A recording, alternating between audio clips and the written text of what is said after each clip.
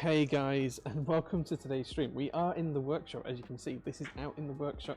There's the laser. You can see the laser on the little top camera up here as well. The rest of the board decided it doesn't want to work today. I don't quite know why, but I was kind of excited to show you guys that again. Let's catch up with chat and see how everyone's doing today. So, Clap Studio got first, according to my screen here. I've got two screens running today, so you might see me flipping around, but Clap Studio. Speaking of which, the Flame 60 by Clap Studio is now live on the site as of 3 minutes ago, whatever time it is, 8 minutes ago. Go buy one if you want one. Musa Writers here is hi Jay, Hamuzi is here, Andromeda Keebs, the One King Alero, Awasons. How are we all doing today? I'm doing well, thanks. I'm doing well. I'm here in the workshop, and technically it's my day off. I'm trying to work a 4-day week at the minute. That's not going so well, but it is what it is. Let me know if you can hear me loud and clear as well, guys, because I am using like a remote microphone system here today, which is not always the best, but I try. Oh, I'm showing off the new BT TV emotes as well. Yeah, thank you, dude. Do we have Clueless too? That's a personal fave. We don't, Sag. We can probably do that. We can probably sort that out. Jay here today on location. Yeah, this is actually in the workshop. So this is where Mel and I do all of the packing, the making, the stuff, everything else. It's where I keep some of my cars.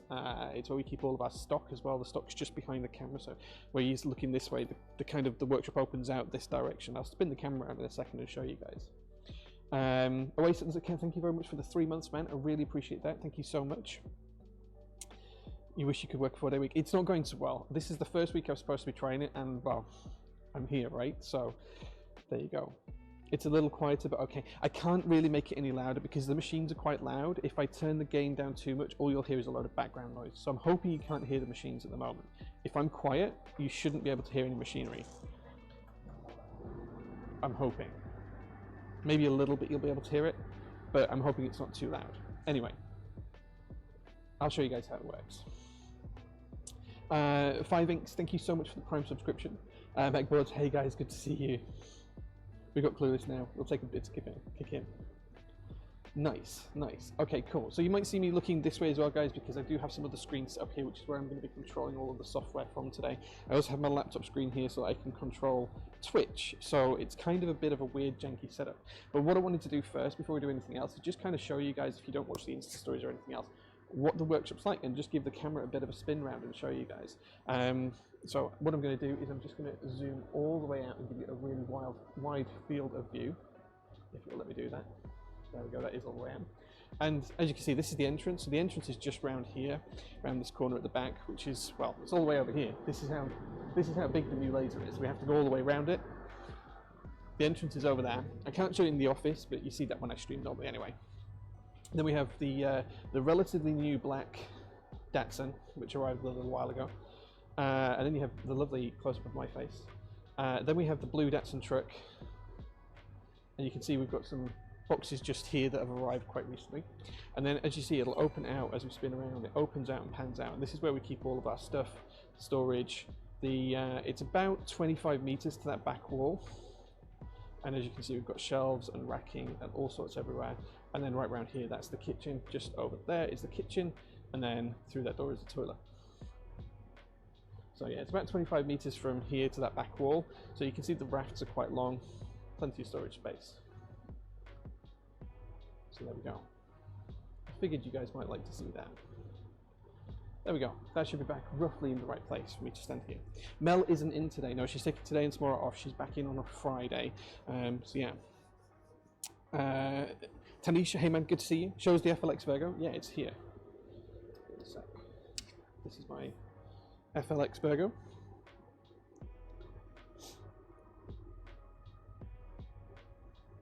So there you go. Is this my whole warehouse? It's 2,500 square feet down here.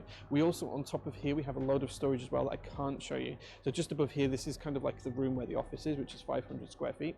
Just above that, we also have storage there. I think there's about 50,000 desk mats up there at the minute, waiting for group buys to come, something like that. 15,000, not 50, 15,000. So yeah, we have quite a lot of space here with the workshop, and we're vastly running out of it. We are having another floor put in, so where I showed you the back of the workshop just a few minutes ago. So back here, So above these, above all of these shelving racks, there is going to be a new mezzanine floor put in, and then we're going to move all of this up to there. But just to show you how kind of far back this is, like this is a long, long way, guys. This is a huge amount of distance. The workshop's a lot bigger than people give it credit for or realize.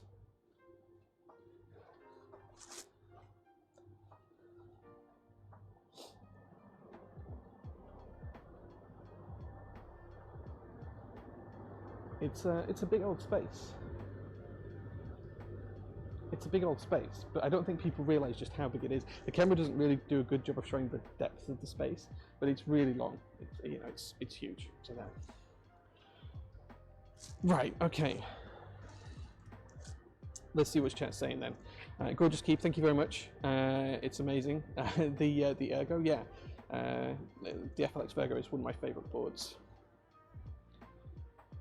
So basically we've just had to swallow the cost. We've just had to swallow the cost of putting the mezzanine in and the extra rates that it changes. So just one of those things we've had to do. Dan, I'm not 6'2". I'm 5'7" at best. But no, the shelving racks are 6 foot tall, and then we've got them stacked another foot or 2 feet above that. So yeah, it kind of puts you into context. Crazy how fast you and Mel get things shipped. We've just had emails this morning of people complaining that we haven't shipped stuff that they bought yesterday. Like it's nuts. It's nuts. Like, yeah. I wish we could get stuff out faster, but we do try and ship stuff as fast as we can. Like 3 working days is probably not average. It's less than that. It's always less than that nearly. It's only when we're really, really busy that it gets to that kind of level. What's for lunch, Jay? Whatever my wife makes me. Technically today is my day off, so I'll be going home as soon as I finish streaming about 2 o'clock, and she's going to make me, I think, toasties. Ham and cheese toasty, I think. It's really long, it's huge. Quotes from Jay taken out of context. Thanks, Iwane. Thank you. Thank you. I'm 5'11". It's sad because I want to be 6 foot. Hey man, I'm comfortable with my height. I have no issues with my height at all. People are very used to massive warehouses that are semi-automated. Yeah, it's all manual. If we want something off a shelf, we have to know where it is on every shelf, and we've got lots of stuff in stock, lots of different desk mats or whatever, switches or whatever. We have to know exactly where they are, go to them, get the right one, check it's correct, QC it, pack it. It takes like 10 minutes a package sometimes. It can take a while. Well, maybe not 10 minutes, but 3 or 4 minutes a package at some points. Ham and cheese toasties are elite. My wife puts like a tiny dash of Tabasco sauce in it, and then puts salt on the top. Oh, it's heaven. A little bit of cheese on the top as well. It's heaven. It's okay, just round up. Yeah, right, just round up. It's really cold in here in the workshop as well, so I'm rubbing my hands because it's cold. So just for context, here in the workshop today, this is because it's impossible to heat up space this big. It's 9.7 degrees in here today. That's the temperature. That's Celsius. But because the ceilings are 11 meters tall, we cannot heat the space. Like, it's just too big to heat. Like, it's 11 meters up and 30-ish meters from front to back. So sounds like you need to think about 3D print some more workers. We have 5 people now on payroll. There's myself and Mel, although I don't get paid, so I'm technically not on payroll, but we'll assume that I am. So there's myself and Mel, who are both here. We also have Sharon, who does a lot of our book work for us. She's remote. And then we have remote designers and managers as well. So we have a project manager that manages a lot of the shipments and everything else as well for us. So we are growing slowly but surely. My Blade 65 might arrive this Friday, but I can't pick it up due to me contacting the Rona. Oh man, I'm sorry about that. I'm so sorry. Joe, thank you, man. Trying to catch some of the stream while you're on lunch. Thank you, dude, for subscribing for 4 months, man. I appreciate that. Jay Shuff, good morning, good sir. How are you doing, Jay Shuff? How on earth are you doing, good sir? It's a long time since we've spoken. I hope you're doing well. Right, okay. I just need to check something very, very quickly. And then I'm going to start talking you through what we're going to do today. We're going to do a few little bits and pieces. So, the first thing we're going to do is we're going to make something for Mel. So Mel came in the other day. She's got keys to here. She let herself in. She did some work. I came in a little bit later, did some work. I left after her. When we came in the next morning, I had my hands full and I asked her to open up the door. She couldn't because she'd left her keys inside the workshop overnight. So the first thing we're going to do is make Mel something so she won't forget a key. So we're going to make her a little key ring. I think I've got some acrylic ready for that. So let me just find the sheet I want to use. So we're going to make it out of this really nice purple acrylic. And what we're going to do is we're going to make a little oval. It's going to have the Prototypist logo on, and we're going to put Mel's name on it as well. So something nice and simple, just to show you guys how quickly you can get working with the laser cutters, how quickly you can get up to speed and everything else. And I'll show you how we create it in Fusion, how we then manufacture it on the laser, and you guys should be able to see the process end to end. That sound good? You excited for that? Once we've done that, we'll start to make some of the stuff, such as some plates out of POM, and then maybe if we've got time, we'll make some loop stations out of acrylic as well. But they do take quite a while to cut, although I do have a lot of bits of material here to make them from. So there we go. Pokemon Kid, good afternoon, good sir. You lost your house keys in Norway and had to get a new key code when you came back to the UK. Nightmare. That sounds horrific.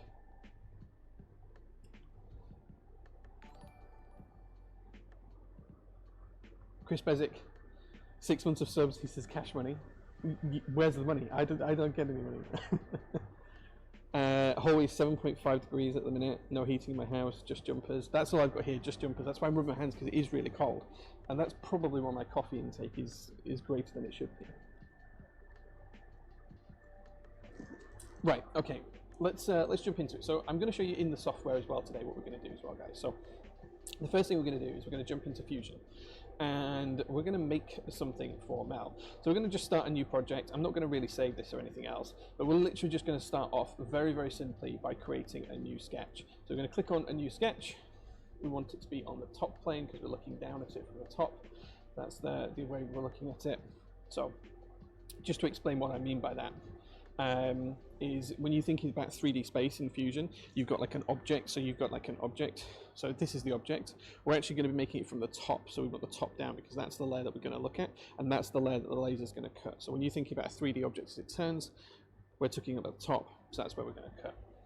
So we've selected the top layer in Fusion. That kind of gives us a nice little template that we can work on. We can zoom in, we can zoom out, we can do whatever we need to do. Now, the first thing I want to do is create this as kind of like a shape. So we could do a rectangle with some curved corners, or we could do something a little bit different. I think that what we should do is probably something a little bit different. Wait, why is it? There we go. Going into Sketch. Yeah, great. We would do if you're going to Sketch mode. There we go. So what we're going to do is we're going to create an ellipse. So rather than have a normal shape, we're going to create an ellipse. We're going to start on the origin point, so that's right in the very center, and then we're just going to drag to roughly how big we want this. So if we wanted this 5 centimeters long, we can just type in 50 millimeters. Or we could do, if it would work. Is this my mouse? It's not working?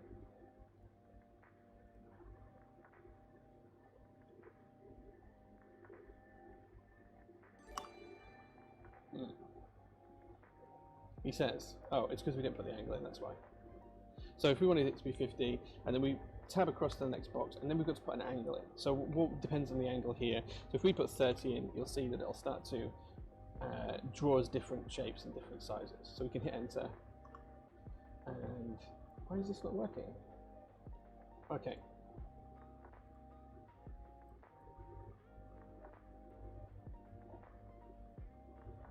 Right, let's do it. Let's do it the old-fashioned way, manually. We can adjust the sizes later on. There we go, now it's working. So we've got that at 5 centimeters, and then we've got the angle set, and we can set that about, let's set that about 21. Okay, and then what we can do is we can cancel off the, oh, come on mouse.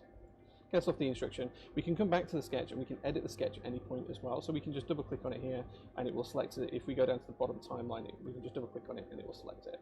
And we can do whatever we want to it. Now we can zoom in a little bit, and this is going to be about 5 centimeters wide, and we can change that later on. This is nice and simple, dead simple. We've just got an ellipse. Now because we're making something flat, we don't need to worry about anything other than the shape of it. We can just keep it as a nice shape. Then what we're going to do is we're going to insert an SVG, which is going to be the Prototypist logo. So I'm just going to grab that. You won't be able to see this bit, but I am just grabbing the logo file from my desktop.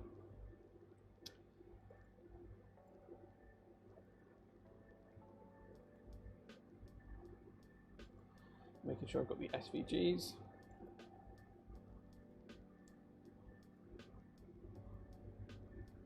And then you can see we've imported the prototype as text. Now the first thing we're going to do is we're going to just shrink that a little bit, just so it's going to fit nicely, and then we're going to use the pointer to move it across. So there we go, that's nice and simple. Once we've done that, we can click on OK, we can click on Finish Sketch, and then we basically have a sketch that's going to be able to create us a little keyring in effect. Now the only other thing to do is add a little hole in it, so we can come back into the sketch, we can edit the sketch, and we can just add a little hole, and we're just going to pop that here, and we're just going to set that to 3 mil. And we probably want to move that, so we're going to tap the M key, and we're just going to move that by just a touch, by 1 millimeter in. So there we go. We're going to finish the sketch, and now you can see those are the lines we're going to cut, and the green lines are the ones we're going to etch. Nice and simple. We're going to export that and save it to DXF. I'm just going to show it on my desktop.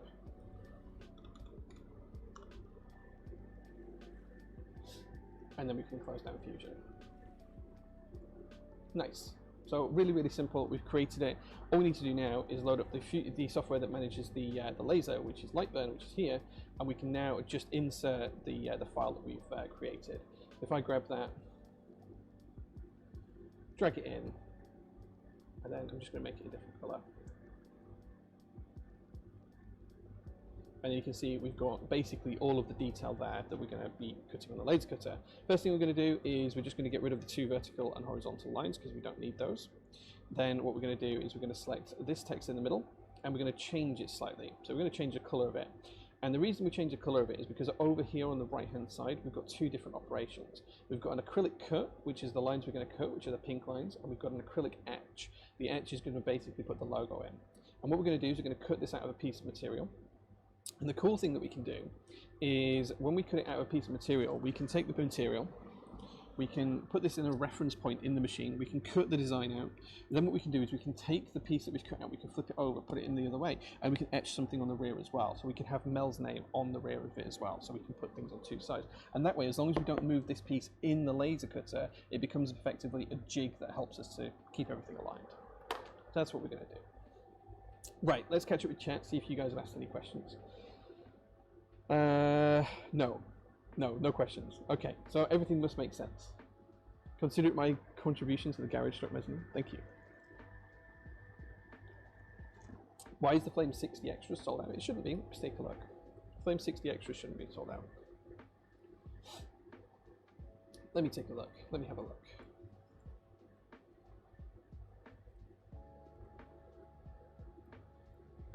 I'm looking at the website now. I can add these to cart. I can do whatever I need to do with them. It doesn't look like Flame 60s. Are you sure you're on the add-ons page? There is a coffee check. A coffee check. I can show you what coffee I'm drinking. Let me grab the box.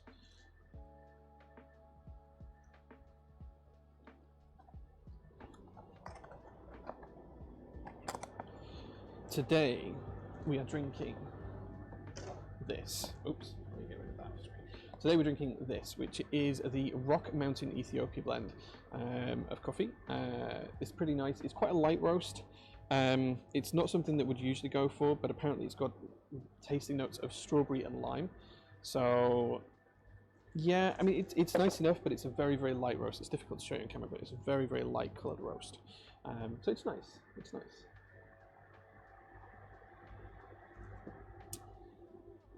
Steady Twitchy, yes, we've got keyboard stands that we've already cut. So here are the stands. These are the atomic purple ones. We've also got a lot of glass green ones. These are going to be back in stock next week. So we've got a lot of the green glass ones as well. They'll all be back in stock next week. We're not going to be cutting any stands today, but we might get to do some loop stations. Right, okay. What is the weather notification board to your left? Is it custom made by you? It's not. That is the Vesta board. So I can show you what it says right now. I've actually turned off some of the functionality for while we're streaming, but whenever we get a sale, it basically updates and lets us know that we've had a sale. So if we're packing stuff, we can go and check it. Do we need to do anything with it? all of that kind of stuff. If people tweet me as well, which is turned off right now as well, which will turn back on later, you can also get it to update and do stuff as well. And then a couple of times a day we get like a quote of the day as well. So let me show you what that looks like. So we kind of get like a motivational quote sometimes, which is kind of fun and kind of silly. Here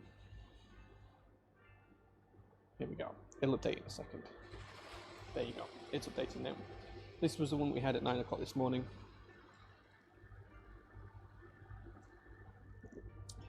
Inspiration arrives as a package of material to be delivered by John Updike, which is pretty cool.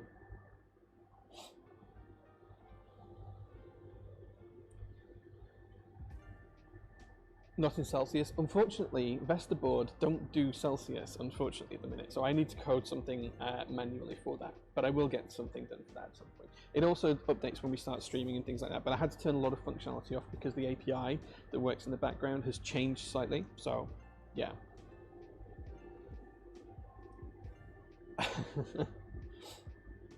What do you want to see? Is someone wanting to see something? What would you like to see? DCS green tea, but if you can't find that, his favourite 60%. Green tea isn't here. Green tea is at home, and I haven't had a chance to look it out. And I know why you want to see it, but I will dig it out for you and send you some pictures. My favourite 60% is probably going to be my profit prototype. Do you want to see that? I can go grab it. It's just in the office. If you want to see it, let me know. I can show you that. How much does that cost? The Vesterboard was about £2,500 British pounds, including VAT. Right, okay, so the other thing I want to do as well before we start laser cutting is show you around the laser. So I'll do that in a few minutes because I can take the camera off and show you. But now we've got everything into the laser software, I just want to talk you through that really, really quickly. So back in Lightburn, as you can see, we've now got two different things. We've got the purple line around the outside, that's the lines that we're going to cut. We've also got the blue lines, those are the lines that we're going to etch. Basically, that's going to put a nice layer on there. Now, I'm just going to change the power on the acrylic cut layer because we had some slight issues with it the other day. So I'm just going to set that to 95% and 95%. And I'm going to click OK. Now, the other thing I'm going to do is I'm going to change the order of these. We want to etch first rather than cut first. And the reason for that is because the way that the laser's set up, you can see in this picture up at the top, it's got kind of like grit. If we cut first, then parts sometimes fall down into the bottom, which is supposed to be for waste, but sometimes parts are small, so sometimes they fall down. So you want to etch first and then cut. Always that way around. Always that way around. Okay, so let's load back up the software, and this is what we're going to send. Basically, this is the piece that we're going to send across. So everything's dead centered, the logo's dead centered in terms of the size of the file. What we're going to do now is we're going to place this on the bed. So we're going to group those items together, and then it's one piece.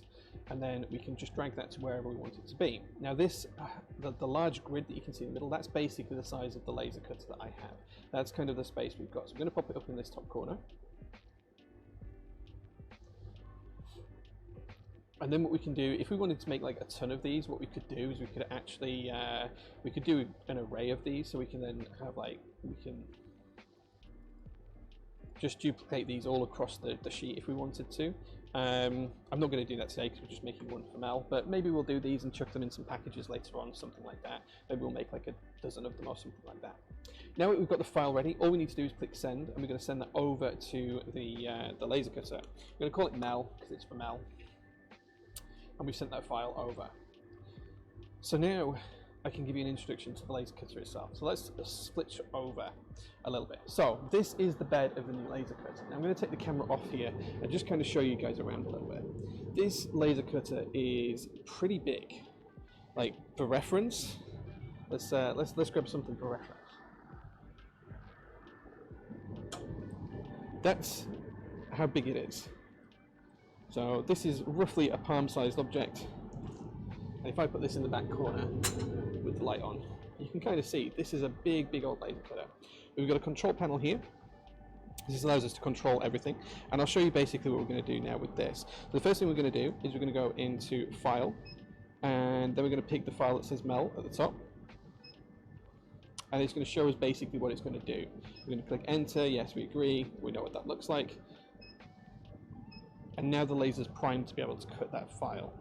What we need to do before we do that though is calibrate the laser to make sure it's the height. So the laser itself does have some cool tricks on it.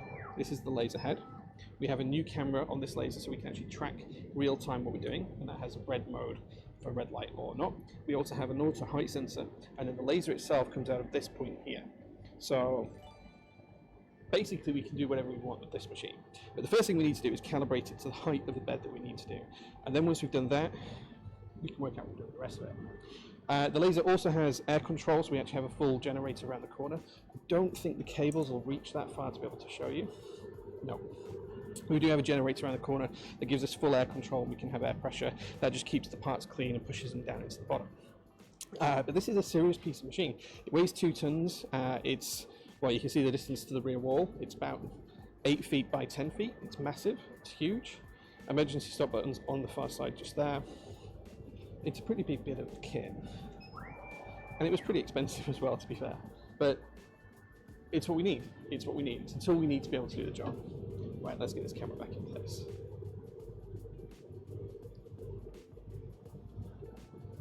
Okay, so now the camera's back in place, the next thing we're going to do is take our piece of material and make sure that the laser's cut to the right height. So what we want to do is we want to make sure that the laser's not going to cut too low, and that its focal point is in the right spot.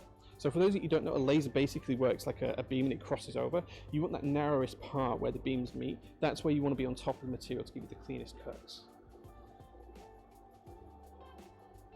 Let's catch up with chat. How to get on with the Joe one yesterday? I just need to drill out the screws and then re-tap them. I've kind of got it all flush. It's not great, but this works. Does this feel like Jay's showing? I'm just showing you guys what we do. Just showing you literally how we work. So now what I want to do is put the material on the laser and put it into the right position. So you're going to pop the material. This is nice, thick 5mm of acrylic. We're going to pop it roughly in this top corner. And then what we're going to do is from there is we're going to make sure that the laser sets the right height. Now there's a setting on here that will just auto-focus the laser. I'm just going to let it do that. This took a lot of calibration. Like it took about 8 hours to get this to be correct to the actual focus level. And we do it to like 0.001 of a millimeter. That's how serious it is. Now it's focused, what we can do is we can frame it. And if I zoom in a little bit,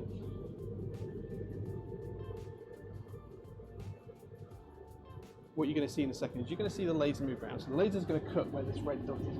That's where it's going to cut. That's the actual cut.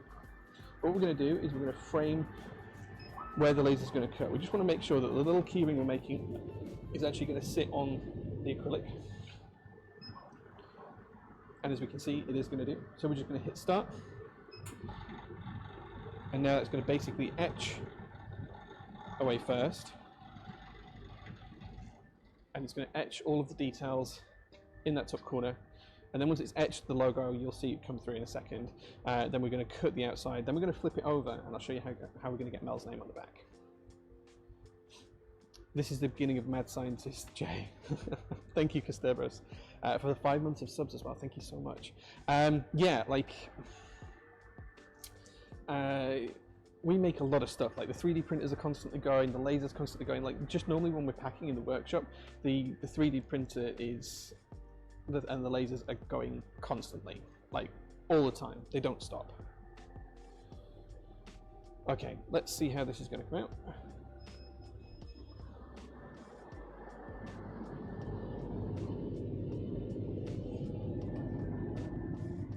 Okay, so we're using really thick acrylic here. I'm just going to show you guys this up close.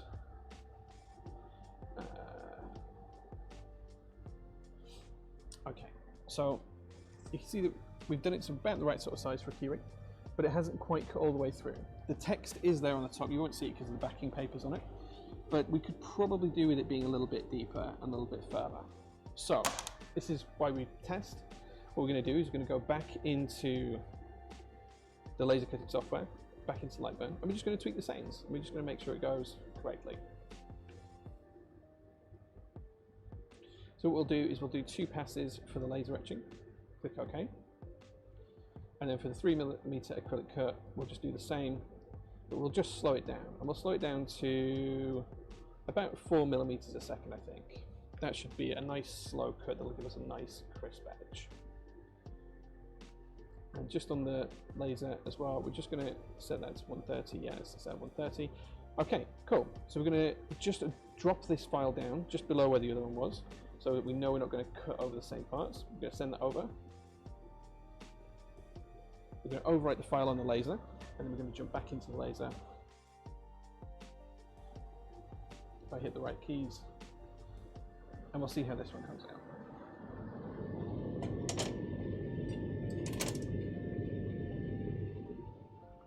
We're just going to set the laser up, make sure it knows that the new file's there.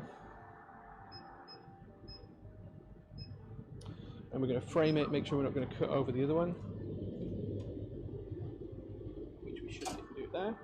And then we're just going to check one more time. That looks good. And we're just going to hit start.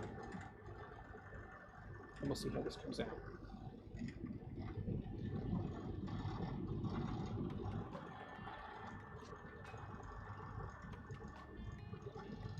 Basically what it's doing now is it's etching each of the letters into place.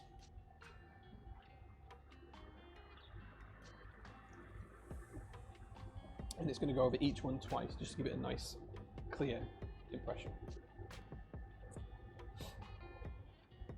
What a crazy machine, so cool. Yeah, they're expensive, but it's worth it. So this uses a fiber laser rather than the CO2 laser that the old machine had, which means that A, it's more powerful, B, it needs less cooling, and C, it lasts longer. The issue is that they're just incredibly expensive. The machine itself weighs 2 tons. It's massive. It's absolutely huge. It took a forklift to get it off the truck to get it in here. But do you know what? I kind of like it. I kind of really like it. The advantages this gives me is it's faster, it's easier to configure. Once we've got the base setting set up, like in the old one when I changed materials, it was a half-an-hour job to change materials because I had to manually set the height. In this machine, it takes 2 minutes because I just put a new piece of material in and I set the auto height focus, and we did all of that calibration up front rather than doing it live every time we change the material. So that's the main one. So you can see we're cutting much slower this time, and this should go all the way through, I hope. Over time, I assume you get used to what materials you have and what settings to use. Can you preset those? Do you have to essentially stick them? So basically what I do is I have a rough idea, and each of these colors across the top of Lightburn, if I just show you back into the software, where is the software? So see the row of colors that's all across the top in the software? That's basically, so I don't know if the mouse is going to show up, all of these colors up here.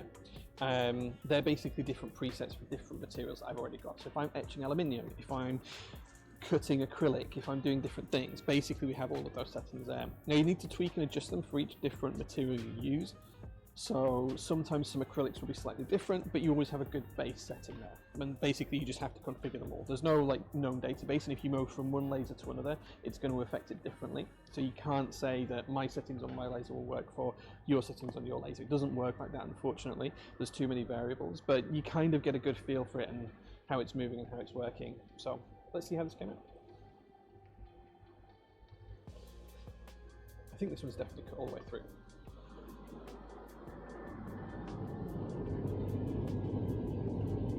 So I'm just trying to be careful not to move the actual thing we've cut out of here, the actual base material. And the reason I don't want to move the base material that you can see in the bed of the laser is because we're going to keep it in the same place and we're going to flip it over and re-etch it. So you can see we've got the cut done. Let me flip over the camera so you can see.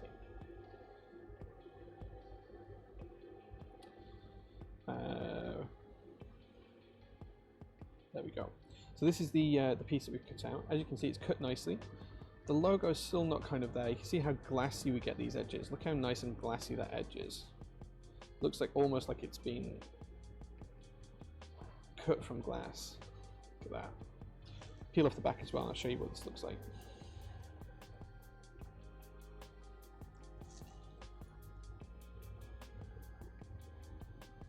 This is what you get. This is what it looks like. Just looks like a piece of glass basically. But it's nice. It's going to be really robust. It's nice and thick. The only issue we've got is the etching's still not quite clear. Now, I'm not quite sure what that is because this material etches usually really nice. It is there. I think it's just that the text is so fine. Just to give you an example of what we have been able to do on the laser. This is something we etched the other day. Bonus points if anyone can name what it's from. This is just the file that we etched. When you hold it up to the light, it's kind of hard to show you, but it is really cool. And whoops, you can kind of see that we get a ton of detail in that.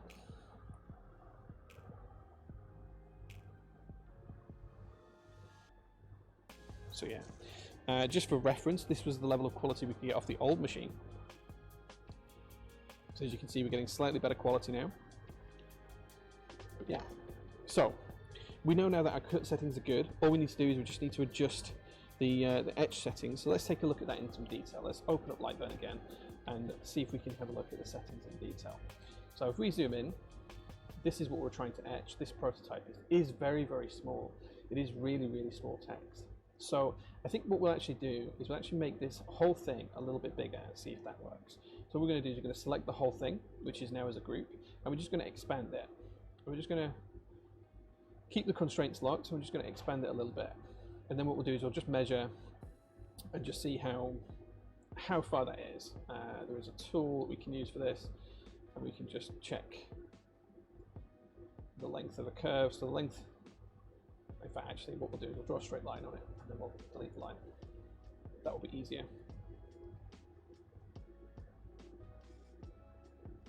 So that's our straight line across the middle, and then we're going to measure that. Okay, so it's now so it's now 62 millimeters long, or 6.2 centimeters. That's probably a better size anyway. So let's delete that. Let's just drop that down a little bit on the laser bed, so we're not cutting over the same spot.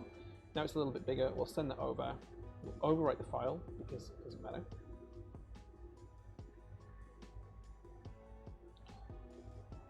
And then let's go back over to the laser. So again, we're just going to set this going, and this is basically what we do. This is trial and error to try and get something to work. So we're just going to go into the files. We're going to select Mel's new file. It's going to show us that. I can't show you this on screen, unfortunately. There we go. We're going to frame it and make sure that it's going to not cut where the old one was. It is just a touch, so we're just going to move it just a touch. Frame it again. See, it's going to be bigger. And we're just going to hit start and see how this comes out.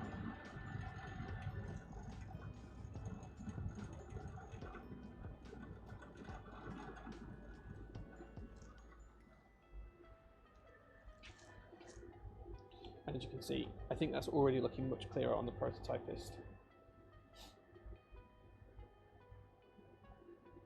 Oh man, I miss playing Destiny. So I've got some really exciting news. I'm going to play with some of the devs behind Destiny on Friday. How cool is that? I'm going to do Vault of Glass with some of the guys that work at Bungie. I'm so excited for it. Like, super excited for that. Really, really excited for it. If they're for sale, I'll definitely buy one. What's that, Andromeda? What's that?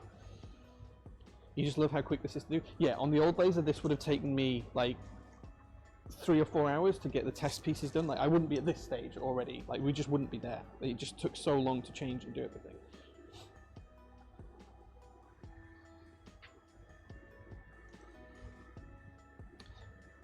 Truman, I think we need to fix the stream element spot. It's just, instead of showing the socials stuff, it's just pulling the socials command on the timer, if we can have a look at that. Abakai, thank you very much for being here. Afternoon stream, wow. Yeah, we're here in the workshop, Glasses. We're in the workshop. And actually, Glasses, now we're using the new laser, I have something I want to show you. It's here ready for something I'm going to do tomorrow morning.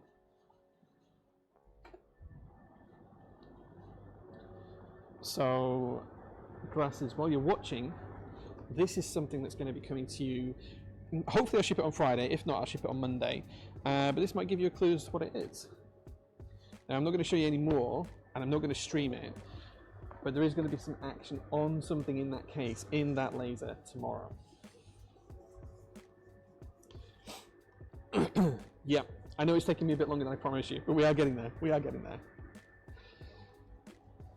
Yeah. My only Destiny claim to fame was that I used to play with a few of the big Destiny creators back in the early days of Destiny 1. Played with Lupo a couple of times, which is amazing. I played with Lupo once and I didn't even realise. This was back when he was just getting into Destiny and we were on like some sort of random trials team from Fire Teams. It was really weird. Really weird. Anyway, laser's done.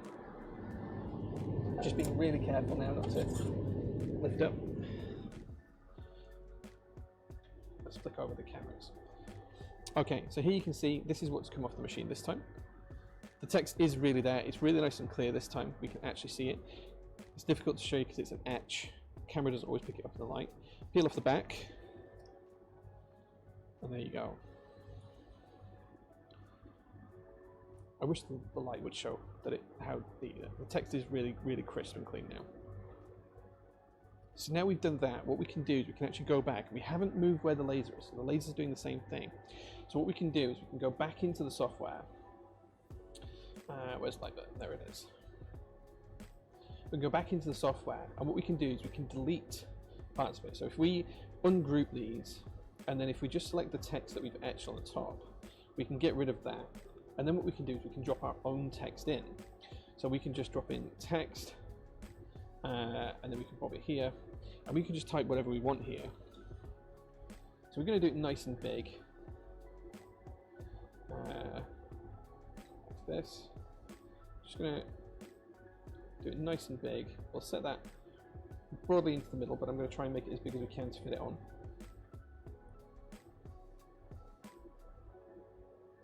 And there we go, that's now snapped into the center of that.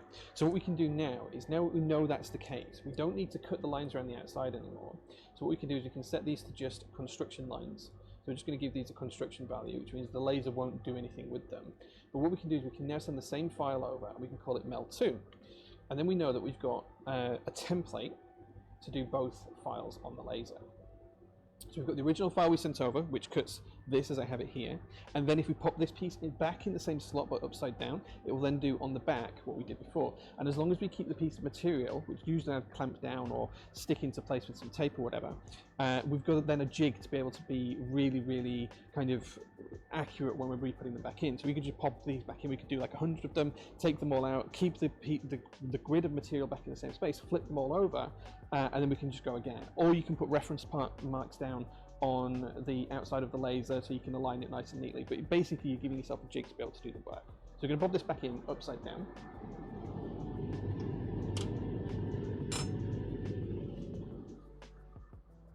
So that's now back in place. And now all we need to do is check the mel2 file on the system.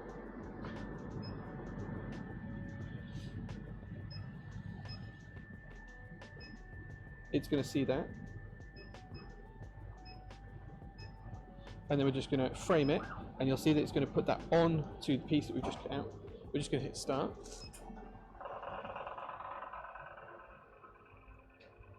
And now it's going to etch Mel's name on the rear of the keyring. You want one of those Destiny things? What Destiny things? Or one of these? Truman, Omar, if you come to the workshop, I'll make you one. Been grinding on Destiny for the last month. Nice. Yeah, so Andromeda, that's what I'm going to do with Volk for the first time in ages, Volk Glass.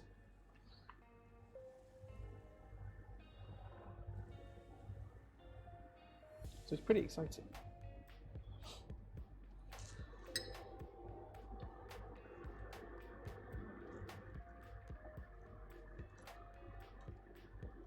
Yeah, we get a lot of messages, Truman, so I'll have a look at it. I will have a look at it.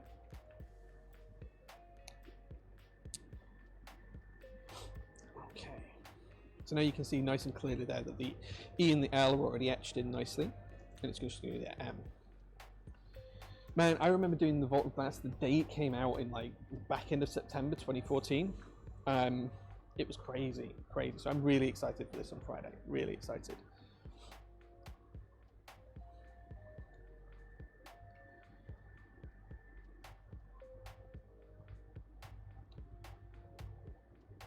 Okay, I think it's going to do the M one more time, and then it should be done. It's hard because I have to watch it here, even though it's there on the camera. Normally I'd just be stood by the machine watching it there.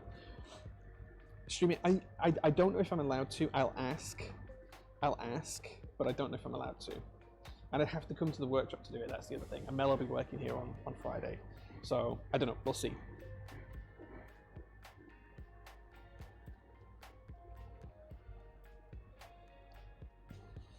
Maybe I should get back into D2 just for the Vault of Glass. I loved it back in D1. It was such a good raid. It's like the best video game experience I've ever had is a Vault of Glass. Like, yeah, I hope it hasn't changed much. I've been staying away from spoilers so that the guys can show me through it properly. Okay.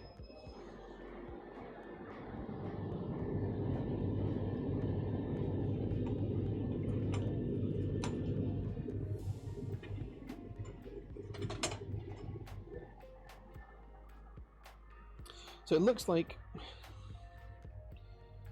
the focus is a little bit off for this.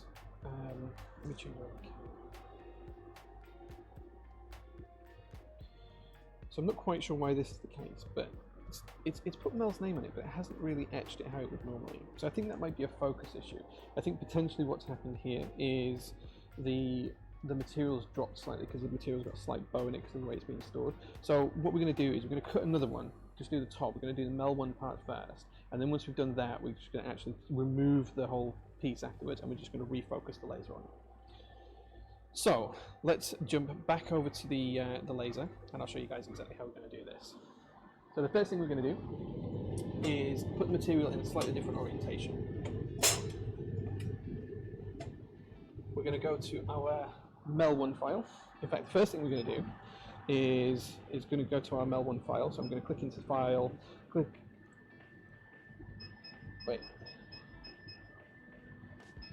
there it is. Click into Enter. I'm just going to make sure that's all set up. I'm just going to frame that just to make sure it's going to cut it on the material that we've got. It is. So I'm just going to make sure it's nice and tight in that top corner. We're going to send that across in a second, but the first thing we're going to do is just going to re-autofocus, and this is just where the whole kind of checking stuff out comes from. So we're just going to put the autofocus tool right where the part's going to be. We're going to go into our menu, we're going to click on autofocus.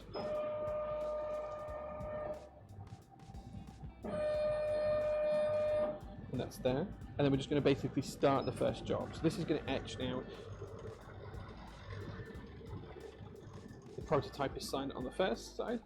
And then once we've done this, I'll show you how we're going to get the second side to look nice. Because this is looking really nice when we do the first piece, but I think what's happening is the material's got a slight bow to it. So the second part is dropping down, which is taking the laser just out of focus. So I'm wearing XM4 so I can't hear it. But the laser can be really, really loud. Like if I turn off all of the noise suppression on the microphone, you'll hear how loud it is. I'm not going to do that, by the way, but I could. It's pretty loud. So you can see that it's etching nicely here. What it's going to do is it's going to cut out afterwards. We'll then flip the part over, we'll load the next file, we'll take the frame away, and then what we'll do is we'll autofocus on the piece a second time. We're going to basically autofocus it twice. And that's just because the material's got a slight bow to it, so it's lifting it slightly off the surface. So I think the second time it was like a millimeter lower, and that meant the focus was completely out. I'm not going to do it because the last time I did it, someone complained at me for having like really loud noises and they broke their ears or whatever. Yeah.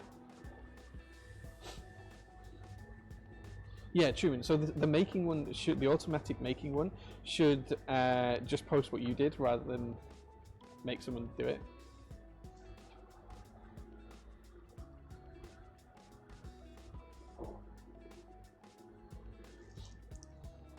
Okay, so now you can see it's cutting nice and slow. We get them really super smooth glassy edges, which you can see just here. They look so good. So nice.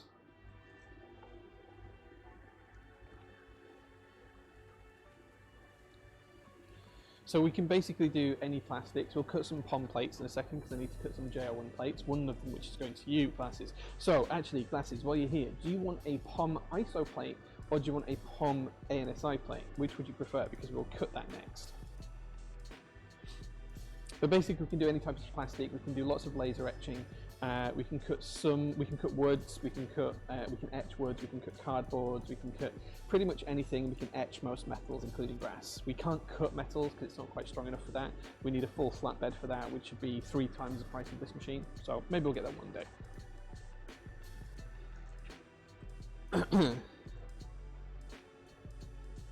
Gion, hey Gion, nice to see you. Thank you very much for being here, man. Good to see you.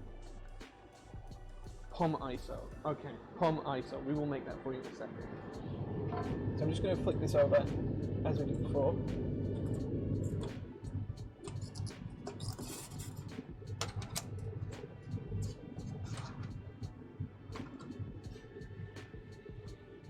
I'm going to take off the backing tape here just because we don't want it to melt that in place. I'm going to drop that back into place. And then we're going to just gently lift out our jig just so we know it's roughly in the right place. Then we're going to set up our second file. As I say, normally we do it with jigs weighted into place, or normally we clamp them into place, but we're just making something fun today. So we're just going to check our MEL2 file, make sure that's all okay. We're going to frame it, and we can see that is going to all be on the laser. But then what we're going to do is, before we cut this, we're just going to make sure that we've actually got the laser aligned on this piece here. So what we're going to do now is we're just going to auto-focus back on this, because I think the piece has dropped down in height, so it's about 1 millimeter lower than where it was before. So we're just going to make sure that this now is all aligned, and then we're just going to start a little etch on this piece. And this should give us a much better piece. As you can see, it's already etching much nicer. POM ISO glasses, we can definitely do that. It can cut up to 15 mil of acrylic. It's not the most powerful laser you can buy, but it's pretty good. Yeah, Gion, we need to have a chat actually about the next run of F2s or whatever, because we talked about it a while back about getting some here for the UK. I get emails every week about it. I get like 30 emails a week about sorting something out. So we need to have a chat at some point. But I'm glad to see you here. Glad to see you here. So you can see now we've aligned the focus on it because that material is just bent. That's how much being a fraction of a millimeter out can affect the final etching on the back of it. Omar will get a unit. Maybe. Maybe. Depends on if you're quick enough, right? That's usually the way. Okay, so now it's just going to do the M, and it's just going to etch this twice. Usually we only do it once, but we're doing it quite quick today. We usually do it a little bit slower than this. Wait till you see the fiber laser I've got coming, Gion, because when we do the etching on top of keycaps, we're not going to be using this. We're going to use the fiber laser for that. So this is the ceramic tube laser, but we've got a fiber laser coming. That's going to be quite cool.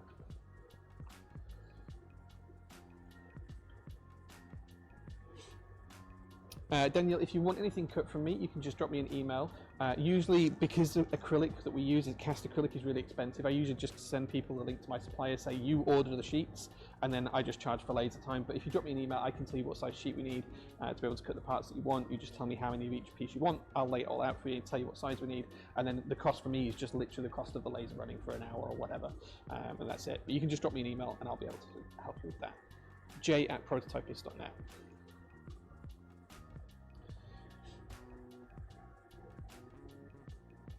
Okay, so that's just about done.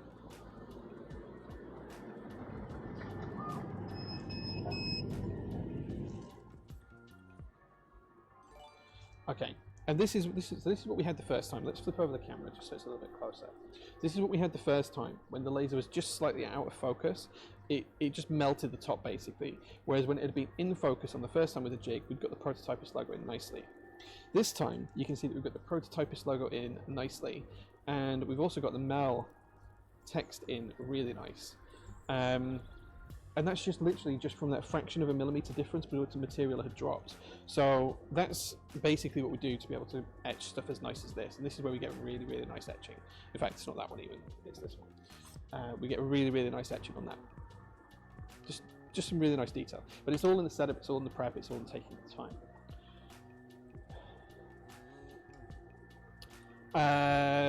Glasses, as long as the plate is less than 95 millimeters by 1,150 millimeters, we can cut it for you.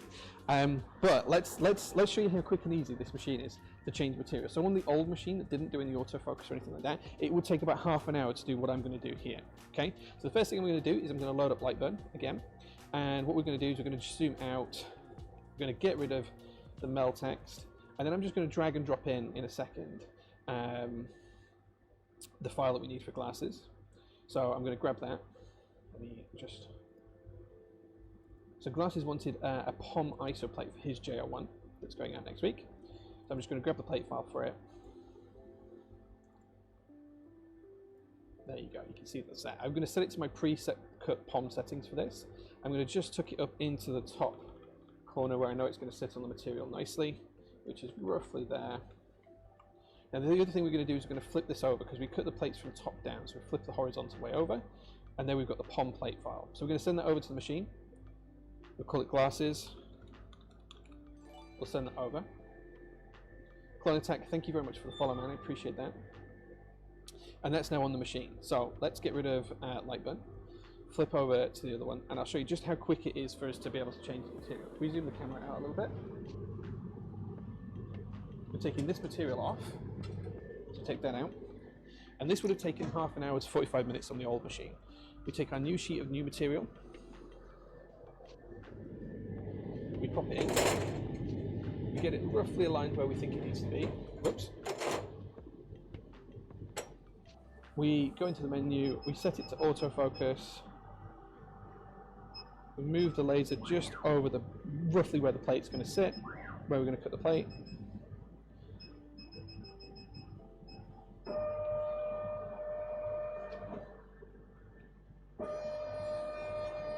We load up the glasses file. We check where that's going to cut. That's all going to fit nicely on here. So make sure that does fit. Check it one more time. And now we're ready to cut on a new piece of material.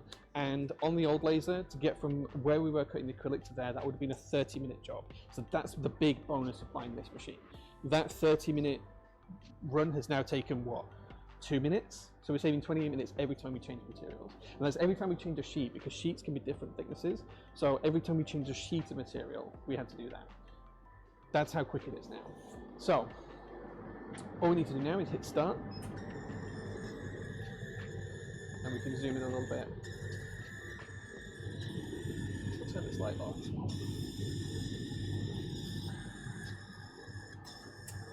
And then you guys will be able to see the plate as it cuts. So glasses, this is going to be your plate that is cutting out now. So there we go. Neon Ninja, hey man, good to see you. Thank you very much for being here.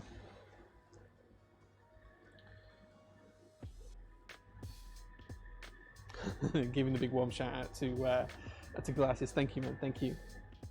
Finally on lunch, so I can watch the stream without having to pretend I'm working. Nice, nice. I like it.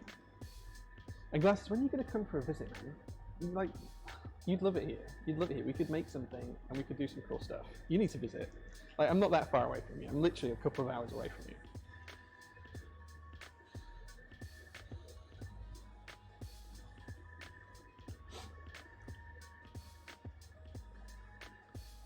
Dude, any day. I'm free. I'll make it work. Jay Shep, thank you so much, man, for those 5 gifted subs. Dude, that means the world to me. Thank you so much. Thank you. Steady Twitchy, yeah, if you send me the file, I can cut it for you. You just have to send me the file to say that you have the rights to use that file. I can't cut something that you don't have the rights to make or create. So as long as you can send me the file, I can make it for you. There's a form linked on the front page of the website. You can just click on there. We check the form every Thursday, and we send out invoices every Thursday, and we do cuts for those plates every Friday and Monday. So you've got like a couple of days to pay and sort out. It's roughly £25 per plate, depending on the size. That's mainly material and laser time cost. As you can see, it doesn't take long for the laser to cut a plate, but there is a lot of electricity used to make them. And in fact, one of the things I'm going to do is I'm just going to turn on the air here.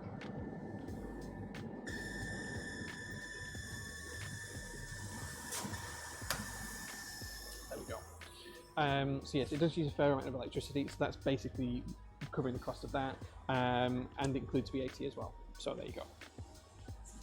This is POM, yeah, this is a POM plate that we're cutting right now.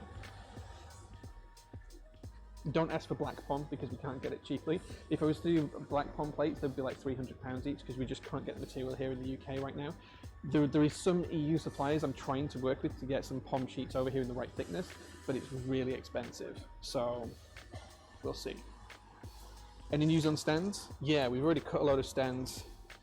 Stands are coming in a couple of different colours next week. We just need to wait for some more of the rods that connect them together. They'll be here next week, and then we'll have them in stock on the site.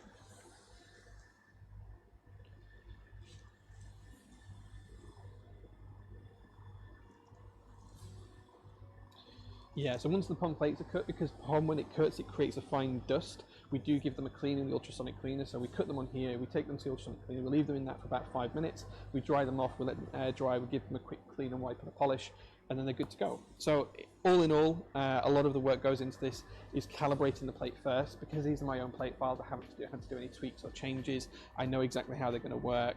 I'm used to cutting these plate files For new files, we do have to do a little bit of calibration, but yeah, it doesn't take too long. All of the work and expertise is basically in setting the machine up, knowing how the machine works, and keeping it running, because that's where it is. And paying for the electric, because it is not cheap to run, especially with the way electric prices are going in the UK right now. I think it's somewhere in the region of about £28 an hour to keep it running at the minute, just for the laser itself, because it's quite powerful.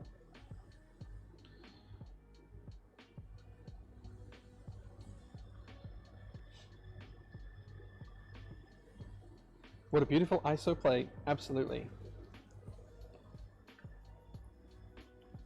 You can see that most of them have fallen through, some of them haven't, but they'll just push out nice and easily when we take the plate off in a bit. Yeah, that's how much it costs to keep it running.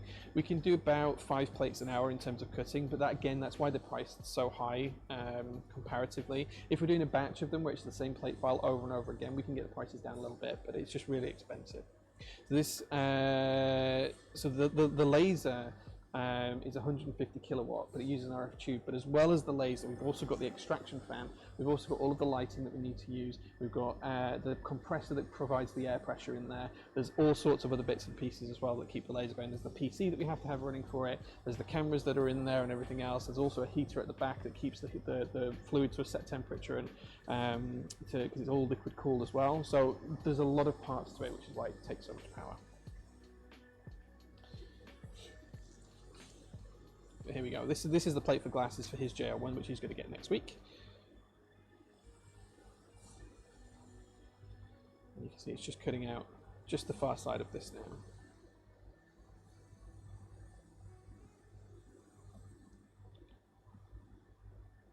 Once my Vega is delivered, I'll probably ask for a plate for that. Yeah, as long as you have the file for it, I can cut any file at all. As long as you, because if you send me the file, you're basically signing a disclaimer to say that you have the rights to use that file, which means that I'm not going to get into trouble for using that file in my manufacturing, okay? I don't use your files again. Any file that you send me is deleted after I've cut it for you, unless you ask me to hold it on file in case you want me to do it again. But I don't share that file. I don't use one customer's file for another one, even if it's for the same keyboard, because that would be illegal. So I don't do any of that. You have to send me the file directly. Almost there, yep. It's just doing the outline now. And then we'll take it off and we'll have a look at it close up. What did I do before I started Prototypist full time? So I used to work for a bank here in the UK. I was a senior program manager. I used to manage large-scale infrastructure projects from delivery, inception right through to delivery, and also was a product owner for a series of technology projects and infrastructure within the financial institution as well. I did that for about 15 years, and then I retired from there in April last year, so nearly a year ago. Prototypist has been running since November 2019, and we moved into this warehouse in May 2020, so we've been here just over a year, nearly 2 years now. So there we go. Okay, so we're going to take the plate file off and have a look.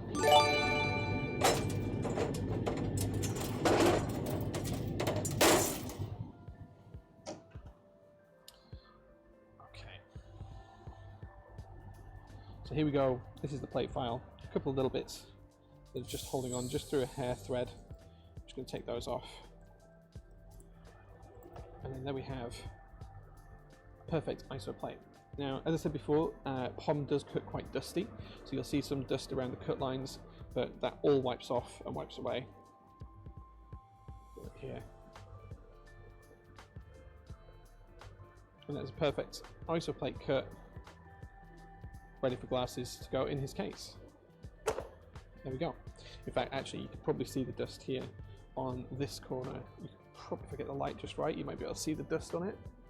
But if we just wipe it, I don't know how easy that is to see, but it just goes away. And all we do is just pop that in the ultrasonic cleaner for 5 minutes and it cuts it out. Aw, Truman, thank you very much for gifting us sub to glasses. Thank you so much for that, man.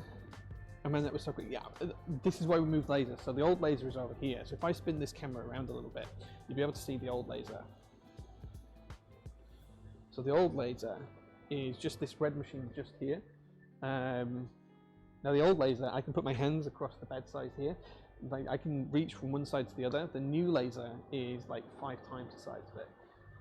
The new laser is absolutely huge.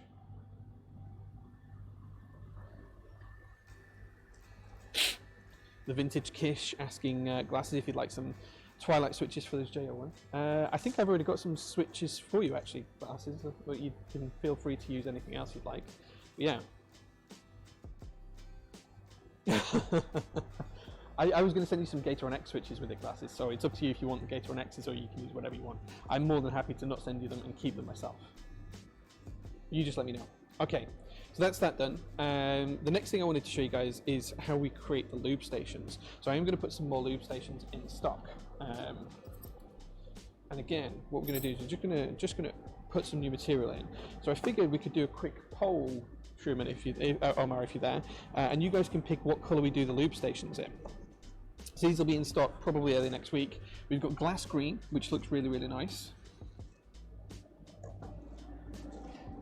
We've got a dark green, which I've never actually laser cut with. So you could have some dark green lube stations, or we could do some yellow lube stations.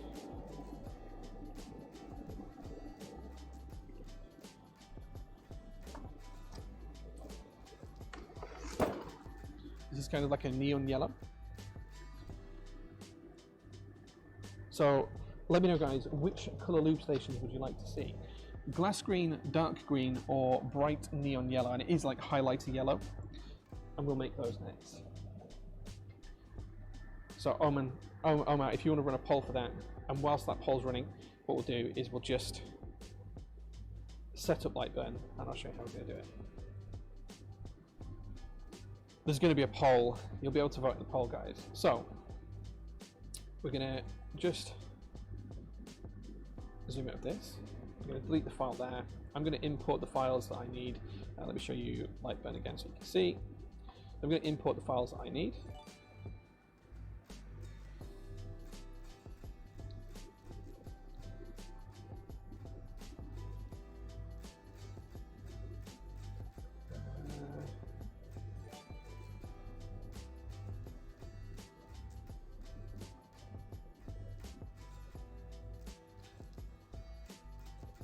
Okay, so this is the loop stations that we're going to put today. You can see we've got one in the top right hand corner, and then all of the rest are basically set off an array of this, so it just copies the same ones down, which just makes it nice and easy to see. The only thing we're going to do is we're just going to slow down the actual acrylic cutting.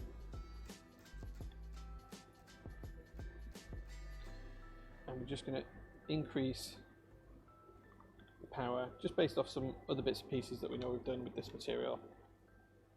I'll give it a quick save. Okay, I'm going to send that over to the machine. We can overwrite the loop station setup we've got. Okay, didn't like that. Why didn't it like that?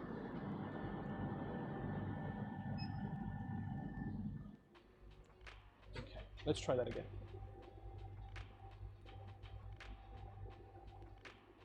There we go. It liked it that time. Not quite sure why it did the noise first, but it didn't like it.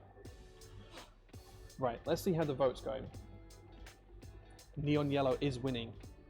I think people want to see the neon yellow, don't they? It is a really nice color. Let me show you guys. Like, if we peel, we have to peel off one layer anyway. So like, it is properly bright neon yellow. Sounds like Commander Keen. Yeah, I think that's where the clip's actually from, because I spoke to the owner of Lightburn, the software that makes it, a little while ago, and I'm pretty sure that's where it comes from. Because I told him about the Commander Keen keycap set that's coming, or has been, sorry. So yeah, it was kind of fun. But I don't know why I didn't accept it, but it's accepted now. So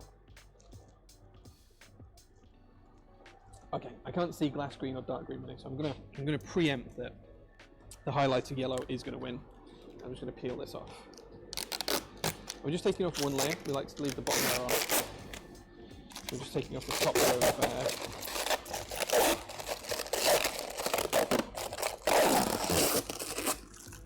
of plastic. You can see it is super luminous.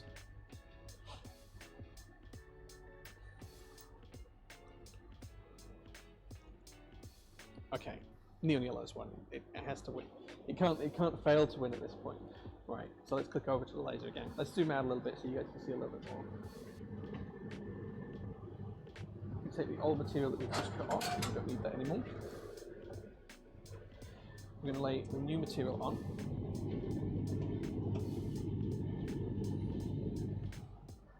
We're going to do our auto height, so we're going to come over the material. We're going to auto focus. There we go. Then we're going to select our file, which is the loop stations. It takes a while to load this because there's a lot of data in it. And then what we're going to do is we're going to frame it, and it's going to show us where it's going to cut these. And what we're doing is just making sure that that red dot of the laser stays on the material. Just making sure all the way around it's going to cut, and everything is going to sit in the sheet of material. And then we're going to hit start, and we're going to watch it cut. The first thing it's going to do is it's going to etch in all of the logos. So basically it's going to go through the whole loop stations, each logo one by one, and then it'll start cutting them out. So we'll see the camera go off screen in a second. You want a glass screen? Steady twitchy. If you want a glass screen loop station, you actually want to buy it, then I will make you one. I'll make you one because it's such a nice material as this glass screen. Like, it just comes out so well.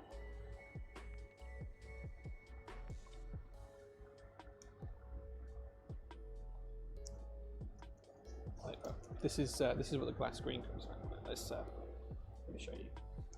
It's just so nice. It's just super duper nice.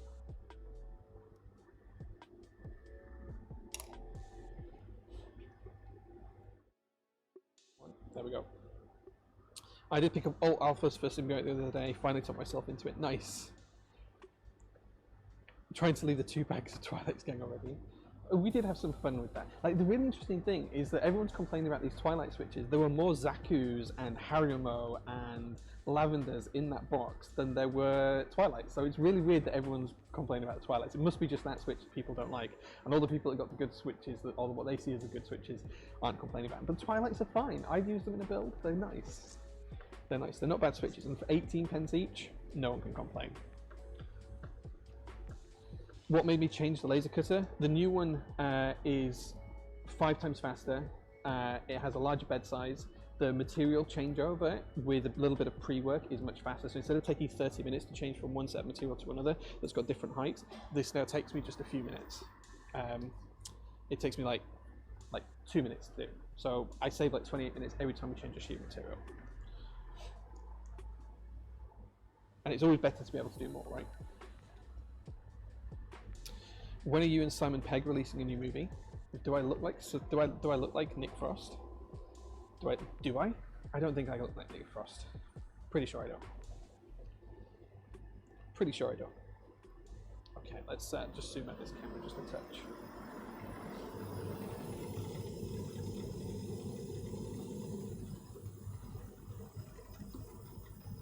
Just so you guys can see what's going on. It's basically just etching in the PT logos, which are coming out kind of nice. I don't know if you can see them.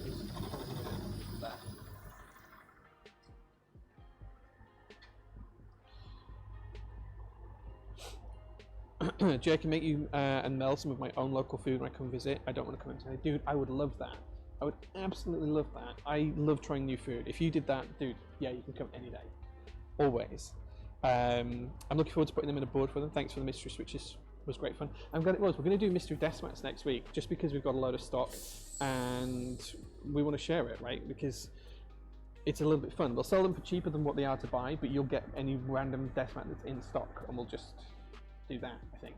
But you get it a bit cheaper because you don't know what it is. That's what we'll do. How often does a laser need to be maintained? Every week. We spend an hour every week stripping it down, basically recalibrating and putting it back together. Which is less than the old laser, because that had to be done nearly every other day. Every time we moved the other laser about or knocked the machine, recalibration time. This one, not so much, because it's such a hefty piece of material. We tend not to have to do that.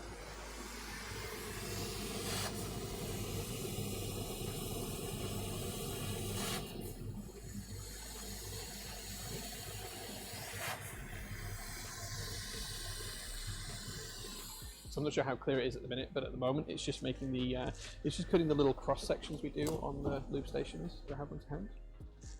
Let me see if I can show you.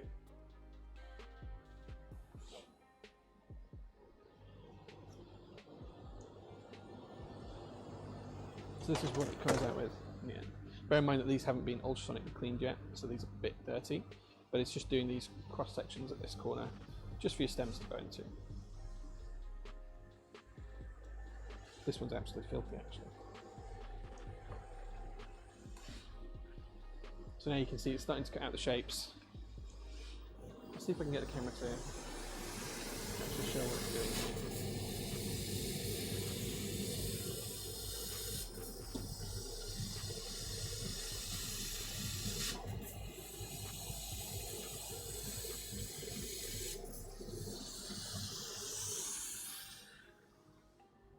You can kind of see what it's cutting now. If I turn on the laser light, I wonder if that'll help you see.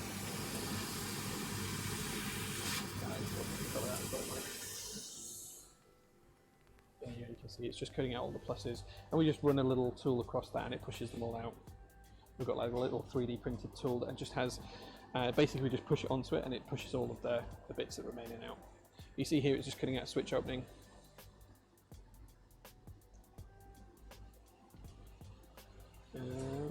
There we go. So nice and simple. So this operation will take some time to cut all of these through. I think if we jump back to Lightburn, one of the cool things that Lightburn does, it actually gives us a rough estimate of how long it's going to take to do. So we can, I don't know if I'll show you. I don't think it's showing you that, but it's basically going to take 2 hours and 23 minutes to cut all of these. So 1, 2, 3, 4, 5, 6, 7, 8 loop stations takes 2 hours and 23 minutes. So that's where you can see where the prices are like £12 each, because it takes so long to make them. Thanks, Steady. Hope you had a good stream. Enjoy the rest of your afternoon.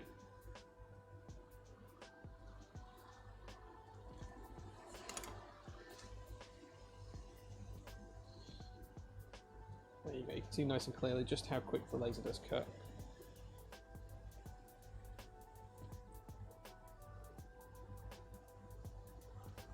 Oh, thanks, man. Thanks, man. We do take pride in our pond plates. Like, we do try and make them really, really nice, and they do come out lovely. Like, they genuinely just come out really, really nice. But it just takes a lot of work to get them to come out like this. Like, they're just like a one-shot thing.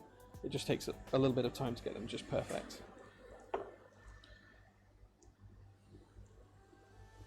Get a big hamster wheel next to it for energy generation. So the other thing that we do is we offset all of the power that we use here. So we actually have a carbon neutral energy supplier.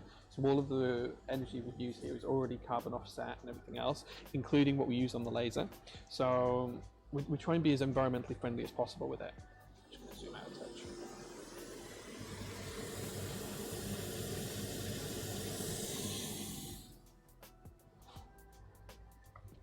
And you can see those two that haven't fallen through there on there. That's just because one of the bars that holds it in place is just running underneath. So they'll fall through and lift it off. Yeah, we've got to make it as environmentally friendly as possible. And we carbon offset all of the products we sell for 5 years as well. So if you buy something that's made of plastic from us, we make sure that the carbon's offset for that for 5 years too. So, got to do our little bit. All our packaging is recycled and recyclable as well.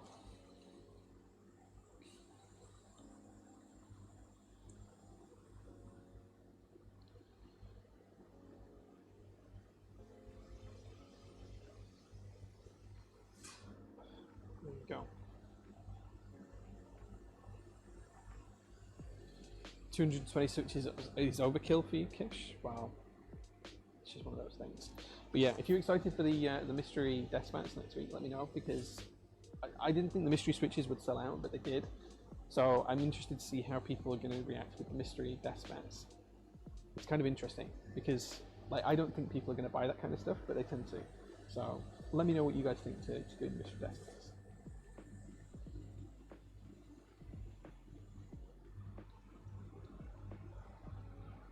Okay, so this one's cutting out quite nicely. As you can see, it is quite slow. It does take a long time, 2 hours for 8. So you're talking four per hour loop stations, and they're like £12 each. you can see why we. You think you have enough desk mats? Can you ever have enough desk mats? What if you get something really good, or what if you get something you weren't expecting but really works out for you?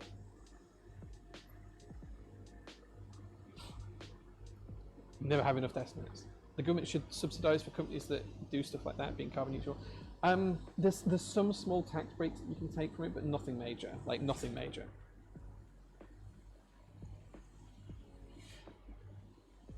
Will some of the mystery desk mats be desk mats not currently in stock? Yes, there will be some desk mats that we just happen to have lying around that are either not being sold yet or have been sold historically. Yes.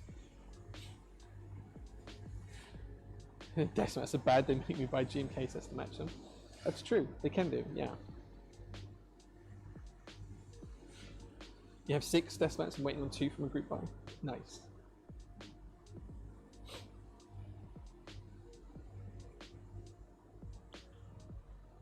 Yeah, I can't claim anything for the day-to-day running being carbon neutral. There's kind of like some small tax breaks that we can do in terms of how we report stuff and things, but it's nothing major. It doesn't really help. It wouldn't make much difference if we didn't do them. And to be honest, it probably costs us more to work out how to claim them than it would to just not claim them, so it's not great. The coal crabber ones? Yeah, they're on the way to me now. I have got tracking for them. I'm hoping they'll arrive pretty soon, but I don't have any dates yet. The issue with international shipments right now is well known and well documented, so hopefully they'll arrive not too soon. We did get a load of desk mats in yesterday actually, which will be unpacking tomorrow.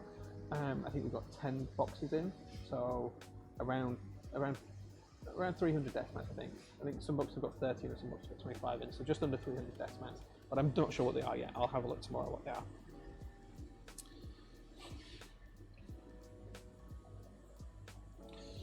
Oh, JQ, I'm so glad I don't work in projects anymore. That sounds like a bummer. I don't know which desk mats they are, Omar. I haven't opened the boxes up yet to have a look. They came in late yesterday, so we'll open them up first thing in the morning when we're back working properly. I just don't know. I don't know. They're just boxes. 40 desk mats in that first box. Yeah, I don't know. I can't tell you. They'll be on the Instagram tomorrow, I'm sure. Pretty happy with how Mel's little keyring came out though. Mel.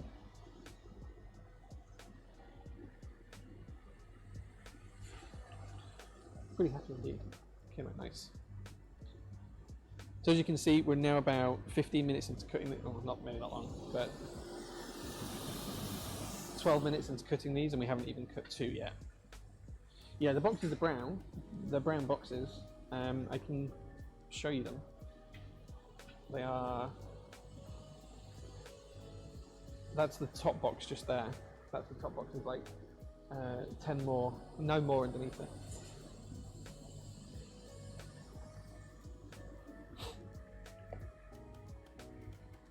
Into collecting different currencies. No, I collect a few things. I collect cards, I collect keyboards, I collect pens, I collect vintage video game consoles. I think that's about it. That's about all I collect. But yeah, cool tools as well. Anything that's cool that's a tool, I want it. Like, I recently got my Geico kinetic driver in, and that's such a cool thing. Like, it's just so nice. But no, I don't collect currencies. But yeah, Jakey, why are we asking if the boxes were brown? I'm not sure what that means. All the boxes we get are brown. Pretty much everything that ships here is in a brown box.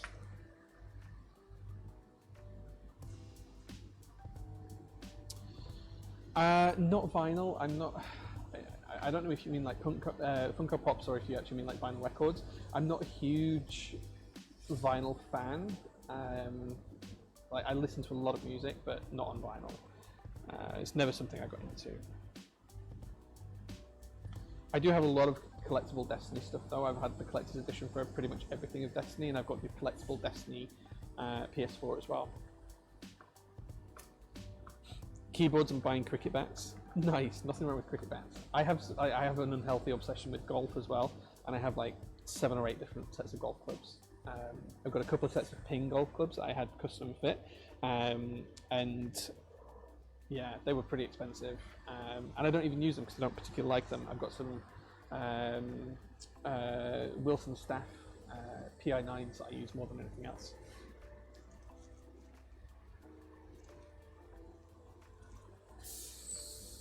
Okay, as you can see, it's almost finished cutting this second one. Once it's cut all of the insides, it then goes and cuts around the outsides of them as well.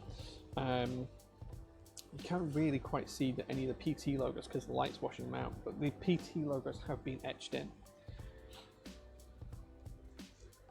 In fact, the only record I have here, Omar, is the Tehe Types typing sounds record. I have that somewhere, which is an actual record with typing sounds on it. That was pretty cool.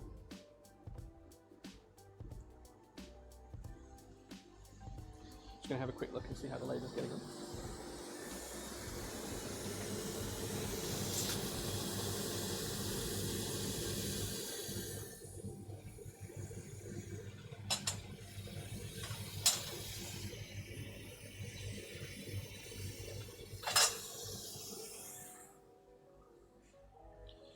So here's some of the squares it cuts away.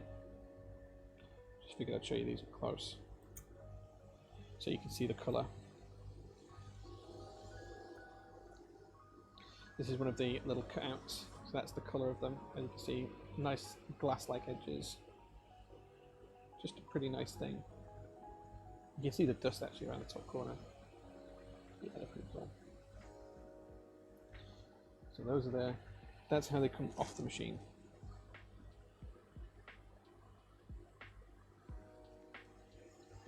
I've just started miniature painting and it's a lot of fun, also cheaper than keyboards for now.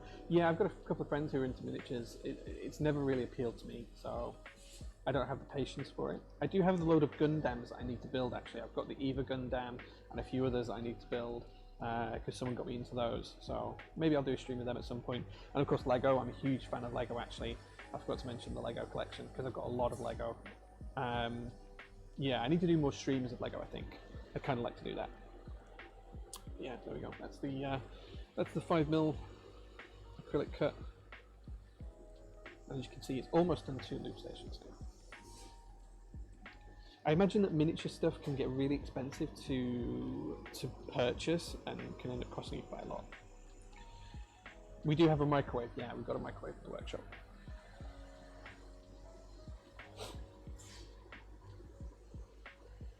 You know what I'm like for attention to detail. If my keyboards or anything to go outside, I didn't think it would be for me. I didn't know that made miniature TKLs, Dan. I didn't know they did that.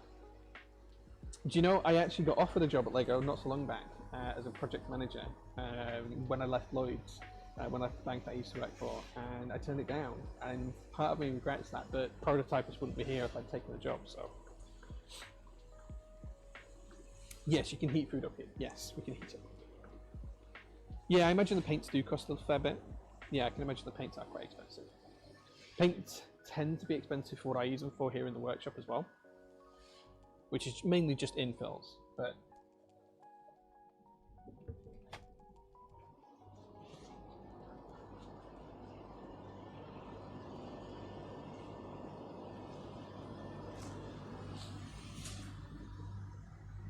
a Gundam build stream would be sick. Yeah, I think I'm going to do one.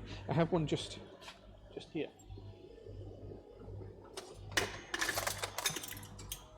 I also have a lot of stuff on the floor now, but I have this one to build, which is the Eva Gundam. So there you go. That will be on a build stream at some point soon. I've been touting that build stream for over a year now, but it will happen soon. I promise. This year I'm going to do quite a bit more streaming than what I used to do, because I've also got some. I'm going to do like not a subathon as such, but that kind of thing where we're just going to build matrix boards for an entire 24-hour period. I've got like 15 matrix labs boards that need building, so we're just going to have like a 24-hour period where I just build them one after the other. It's going to be quite fun. Yeah, if prototypists hadn't have been in the process of being taking off, I probably would have taken the job at Lego. Like if anything else had been happening in my life, the job at Lego would have been what I took. But just because of the way things happened, yeah, it just made sense to not take it at the time.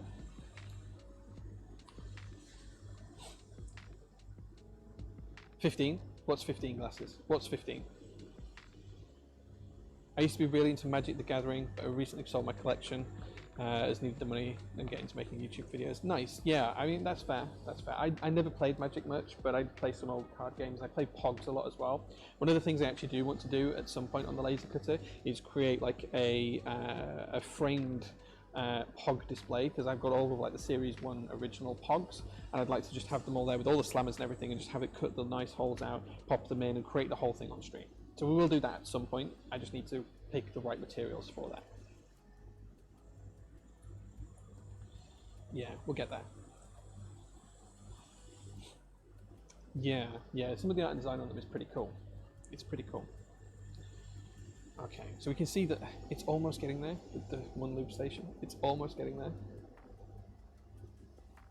But this is why they cost what they cost, right? Like everyone says that loop stations should be like £3 or £4, but now you can see how long it takes me to make them.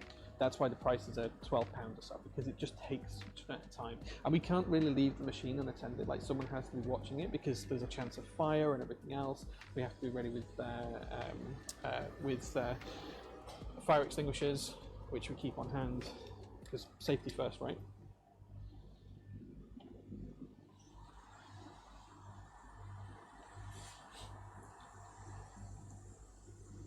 Yeah, it's almost there on this one. It's almost there. That making command. Oh man, you need to fix that making command. You need to fix it. It's not working.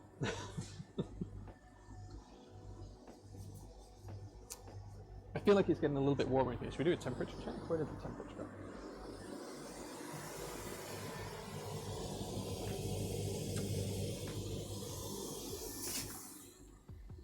It is getting warmer in here.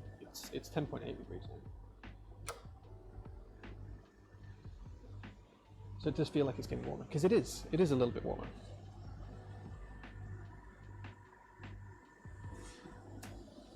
Okay. I'm hoping it finishes off one of these loop stations so I can gently go and pry one out and show it to you guys, but I don't think it's gonna.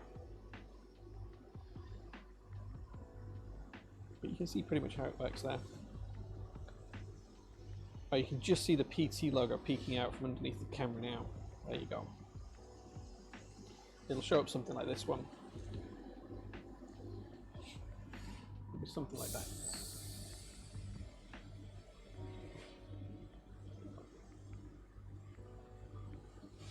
As I say, this one needs to go through the ultrasonic cleaner just yet, but yeah, it'll be something like that.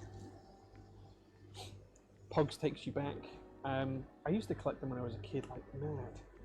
Oh, and of course I collect artisans as well. Yeah, so one of the things I'm looking for, guys, in Artisan World is the ransom Menlos.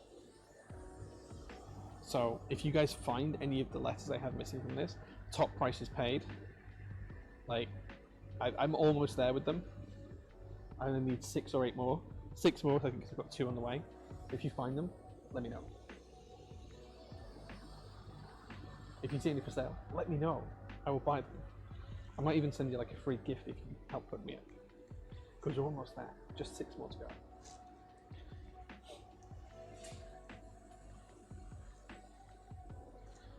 Okay, let's go and take a look at the laser, see how it's getting on. So you can see now, actually, you can see a couple of the actual logo etches in there as well, which have come across quite nice. And if anyone wants a custom one, we can make you a custom lube station to whatever size you want, to however many key slots that you want, with whatever logos you want on it or not. All you need to do is just drop me an email, we can make that for you. It'll be a lot more expensive than the stock ones, but it'll be something customized directly to you. And we can do those in up to 10mm material. So if anyone wants a custom lube station, let me know. We can make really big ones as well, like huge ones. We could do one that's a meter long if you really wanted it. Working, thank you so much for the follow, man. I really appreciate that.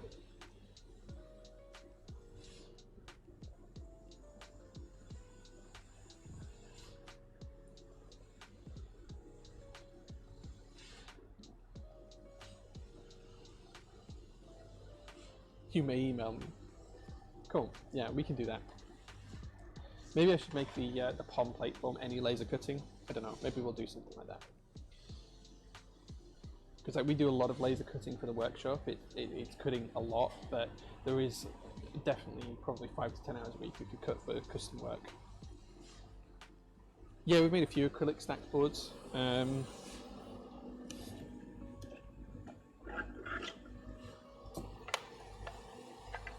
Here's a little macro pad that we were working on.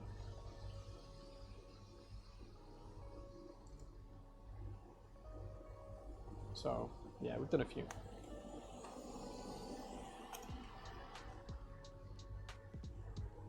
We did one for a customer a little while ago where he'd made something that fit the Clarabelle PCB as well. So yeah, there's definitely things we can do. Nimrod, thank you so much for the follow, man. I appreciate that.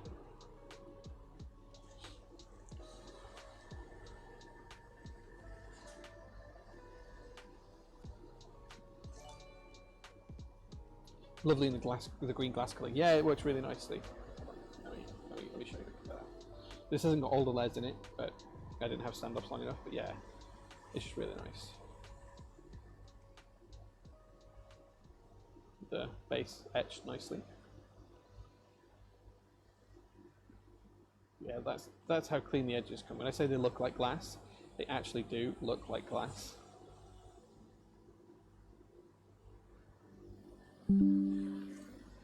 So the issue with Black Pom is getting hold of the stock here in the UK. For a sheet that I pay about £50 for, so one sheet of Pom is about £50, that fits the full size of the laser bed. It's about 50 quid plus VAT. If I wanted to get the same plate, if I wanted to get the same size material in Black Pom, it would be about £350. So it's like 7 or 8 times more expensive, and I don't want to charge someone £100 to cut them a plate in Black Pom and make a loss on it, because it would just be wrong. So as soon as there's Black Pom in stock somewhere in the UK and I can buy some, then absolutely.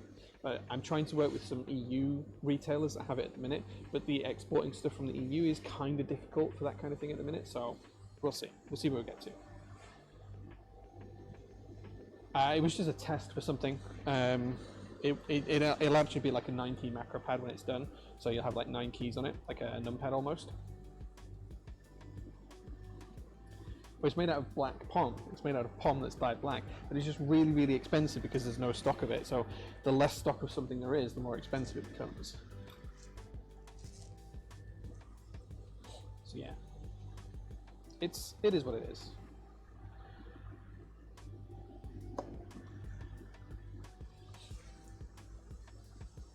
Let's have a look and see how the laser's getting on. I'm hoping it's going to do the outline of one at some point soon, because it does work out what the optimal path is for it. But as you can see, it just cuts through nicely. We'll get these on the store next week, and basically you just sit them on a few bump-ons and they become really nice. Yeah, it is what it is. Or if I could get it any cheaper, I would do, but I just can't. Like, the day I can get something cheap as Black Pom, we'll off Black Pom, and until then, I can't. We can literally just only offer the white at the minute. Like, it's the only color I can get hold of. You can even get colored Poms, but they're more expensive than the black right now. And it's just a supply issue. That's all it is. As soon as I get through that, we'll sort some out for you. But acrylic, we can do most colors of acrylic. We only use cast acrylic here, which is more expensive than extruded acrylic, but it cuts super nice. So that's what we use. Yeah, the prices weren't like this 3 years ago, before COVID. It's just the whole supply chain issue that's going on in the world at the minute that's causing it. So as soon as that gets rectified and fixed, I think we'll have the stock available again. But even getting Pom sheets is difficult now. I buy like 400 sheets at a time at the minute, because if I don't, then the next time I want it, it's not in stock. So we're back into the workshop. We've got just stacks and stacks and stacks of white Pom, just ready for plates and stuff, just pre-invested in it and make sure we've got it on the shelf ready to cut.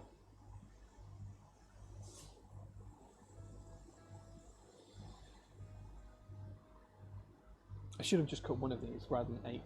That's what I should have done.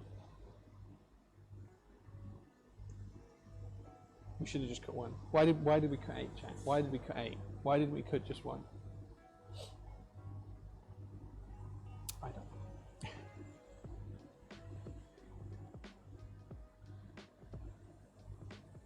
know. We can't do metals on this. It's not about power, it's more about capability. So we can't do metals on it. To do metals, we'd need something a little more robust, something like what Laser Boost have got, which would be 3 times the price, and I don't have the space for that right now. Maybe we'll look at metals in the future. Other plastics we can do ABS, we can do PETG, we can do whatever plastics you want. In fact, we have some really bendy and flexible plastics that I'm going to be cutting at some point soon. Let me show you guys those.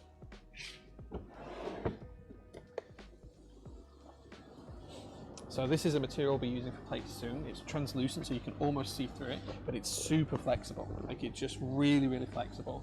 So we're going to try making some plates out of that and seeing what it comes out like. That's really expensive per sheet. This is £75. That one sheet is £75. Really expensive stuff. Yeah, we're going to cut some stuff like that as well. Is the JO1 going to make a return one day? I don't think so. We're going to do the revised. We're going to do the JO2 Rev 1, which will be the blackout edition. That's coming soon. Beyond that, I don't know. We can do wooden plates. Yeah, so POM, Acetyl, Delrin, they're all the same thing. But you have to make sure you've got the right composition of the plastic. So there are many different tiers of POM, Delrin, Acetyl. And you can buy some that are really cheap, and you can buy some that are really expensive.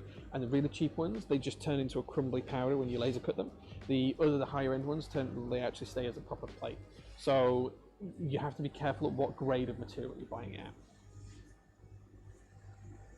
PP is absolutely possible. This is actually similar to PP in composition. We just haven't laser cut it yet. The main reason I haven't laser cut this yet is because it's toxic when you cut it. So the fumes that come off are toxic. So I can't cut this on stream because I've got the laser door open, and the laser door has to be shut when we cut this, and it has to be ventilated outside. So yeah, we can do PP.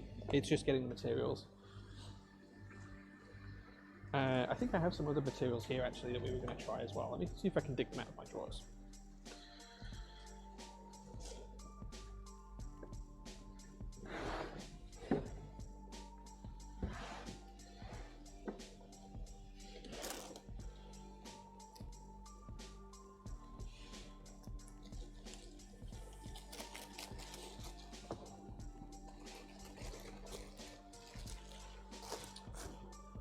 Okay, I don't have them to hand right now, but we do have some other materials that we're going to try. But it's basically different forms of ABS and PETG and things like that, like 3D filament materials, but 3D printed filament materials, but actual sheets of it instead.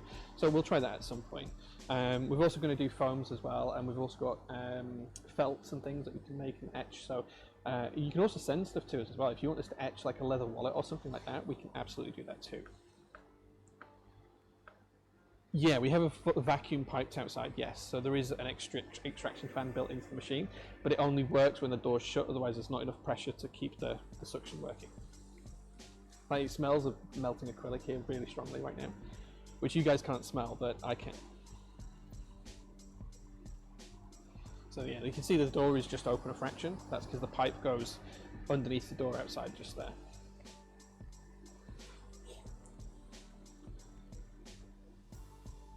So yeah, but no, we usually have the door open most days anyway, just to let the air flow through, because it's nice.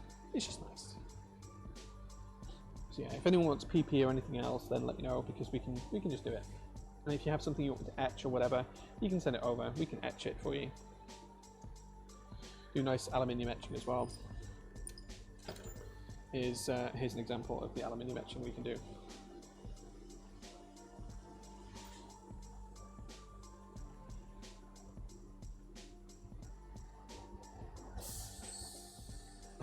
I kind of like the smell of melted acrylic. The smell of melted POM is horrible, but the acrylic's not too bad. Wood's nice when we do the wood. We've done some nice hardwoods. We've done some etching with some cherry hardwood. That smelled really nice. That just smelled like someone got a really nice bonfire going. It's nice. But of course we have to vent it all outside, and we don't cut usually with the door open like this. We're only cutting with the door open purely because we're streaming today. Normally that will be shut.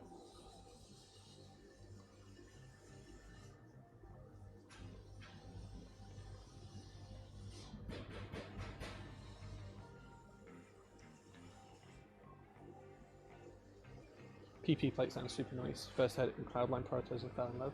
Yeah, PP is kind of like a really interesting material. It's pretty cool. It's pretty cool.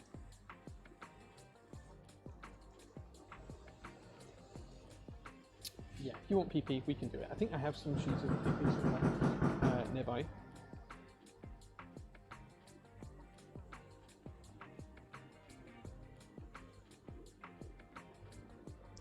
We'll be able to get those just cut to order, I think. We won't do it in stock or anything like that, but we'll do carbon fibre in stock, and the carbon fibre group buys come back in towards the end of this month as well. Which would be good. good. So if you guys need a carbon fiber plate, get your files ready, because we're going to be doing that in a couple of weeks' time.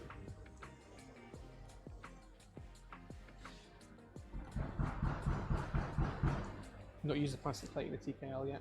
Yeah, I mean, it depends on what you like. Like, some people prefer metals, some people prefer soft things. It really depends on what you like. Always need CF plates. Well, get your files ready, guys, because the end of this month, that's when it's coming back. End of the month. Looks like the laser's getting up there now. I just need it to do the outline of one of these. And then we'll be good.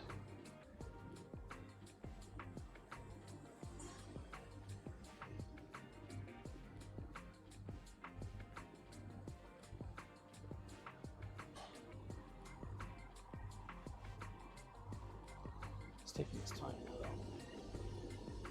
There you go, you can see now how it's just cutting through. You can see quite a lot of the etchings for the logos as well, they look really good.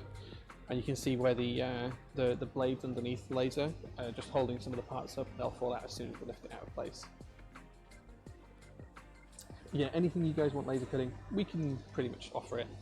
All you need to do is just drop us an email with your files and we'll make it. Need a mirror plate file? No idea to get that. Well, you find the file, dude. I can make it for you. I haven't seen any mirror plates around, I don't think, but there'll be quite a few people that might be able to help you out with that.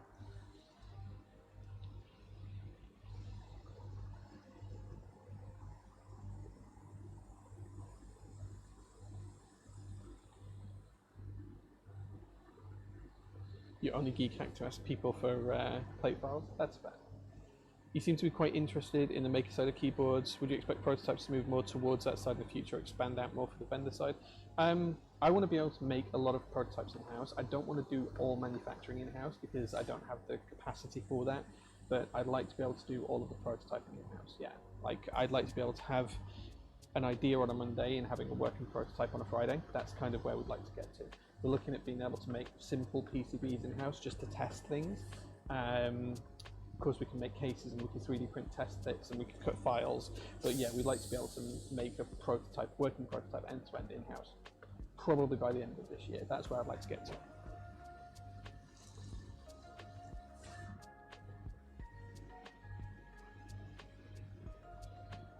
Do I know how to patina copper weights? Yeah. Have you not seen my my patinaed iron? Let me go grab that. I'll grab that for a second. I'll show you.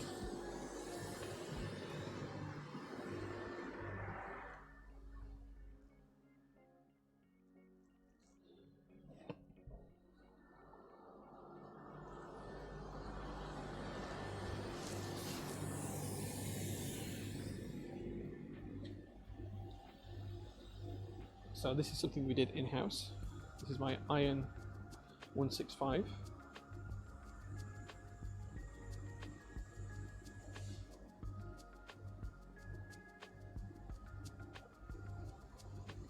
It's all patinaed in-house. Go full out 70s acid etch. Yeah, you could do, yeah. Prototype PCB using a PNP machine or just hand assembly. It'd just be hand assembly, but like the idea of having, and it wouldn't need to do any bells and whistles, it literally just need to have the switches and that's basically it in place, and diodes on the rear.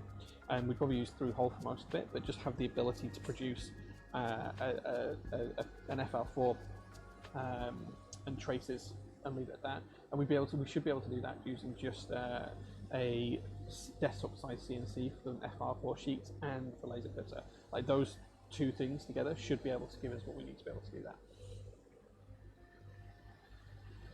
I can still do sandblasting. Yeah, we have a sandblasting cabinet up in the far corner. We can still do sandblasting if need to. So tempted to get a mode 65 with a copper bottom and back piece just so I can get it patinaed. No reason not to, man. No reason not to. I'm glad you like it, guys. I really like the bottom of my iron 165. It looks really good. I'm really super happy with that.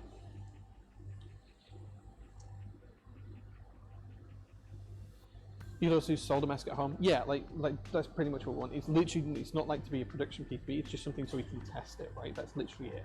Does the layout work? Does the layout feel nice to use? Rather than just doing a plate and putting it in, like just have something that we can actually type on for like 20 minutes or so. It doesn't have to work for long, it doesn't have to be robust, It just has to be a prototype, right? That's the idea. Did I seal that bottom? Yeah, it's covered in a matte clear coat. Sorry, not a matte, sorry, a satin clear coat, which is why it shines a little bit in the light, but it's not glossy. It's kind of like a satin clear coat. There you go.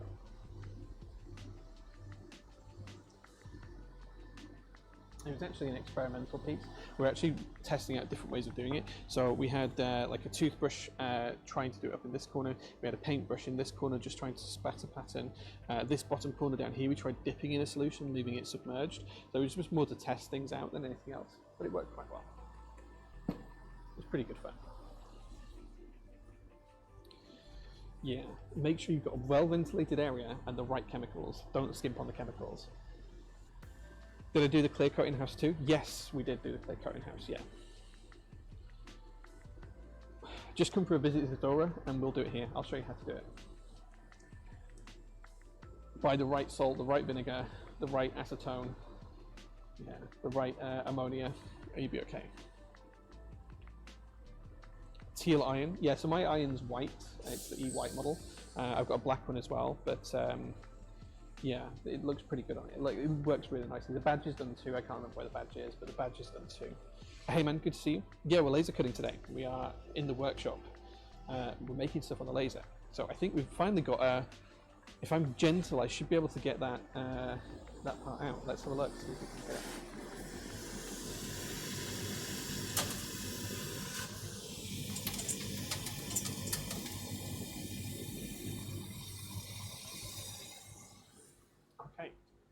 So here we go, guys. This is the first lube station off of the laser thing. This is with the backing material still in place. And then if I take the backing material off, we'll see what this looks like.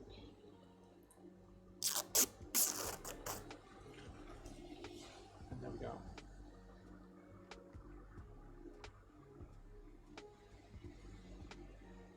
Pretty cool. And these are designed to just take switches in nicely. Let me grab some switches and show you.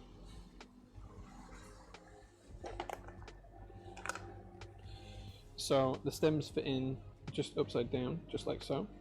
He says, I can't, the spring's compressing, but the stems basically fit in these holes. I can't take the switch apart at the minute.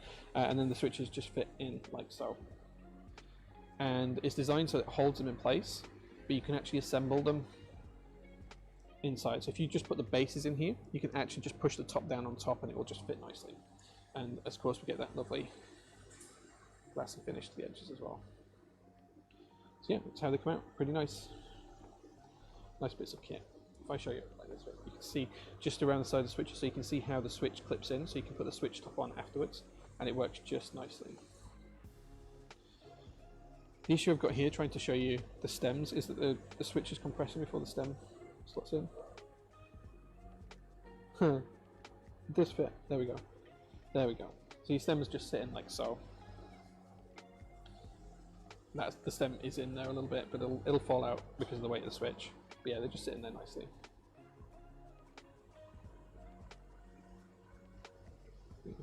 Look, there you go. Proof that it's holding on the stem.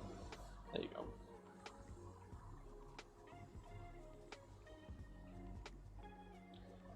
It has a prototypist logo. Yeah, the PT logo is just here.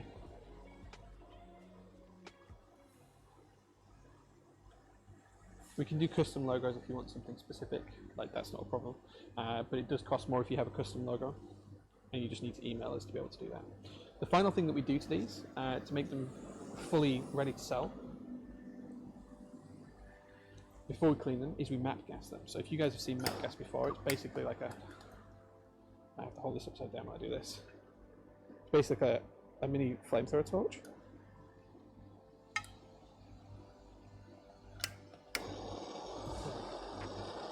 And what we do is we just gently burnish the edges. So we just literally burnish the edges all the way around.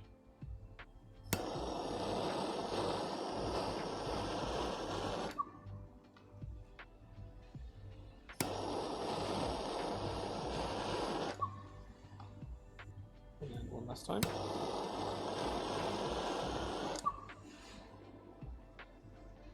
and that just gives it a really nice finish.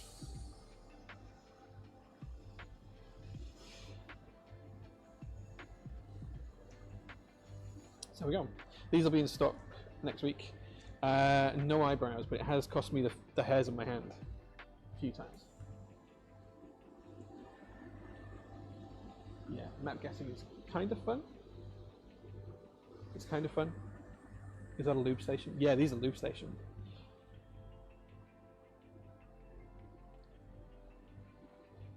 So purple ones we'll do next week, I think. We need to order some more material. Like we've got the blue ones in stock right now, and we've got some red ones in stock as well. The red ones are actually really nice because they've got a matte finish to them. So let me show you those.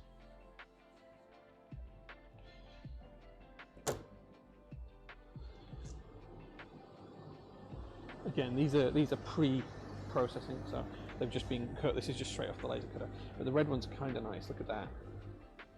They're just like this matte color. And then we'll have some of the purple ones in at some point soon, some in this colour soon. We're just going to order more of it. They are acrylic, yeah, they're 5mm thick acrylic, and you get a bump on for each corner just so it raises it up nicely. And yeah, those two are in stock right now, that one and that one. The baby blue comes out quite nice. And then we'll get some of these in stock in the next day or two. Probably early next week now. Yeah, they're pretty cool.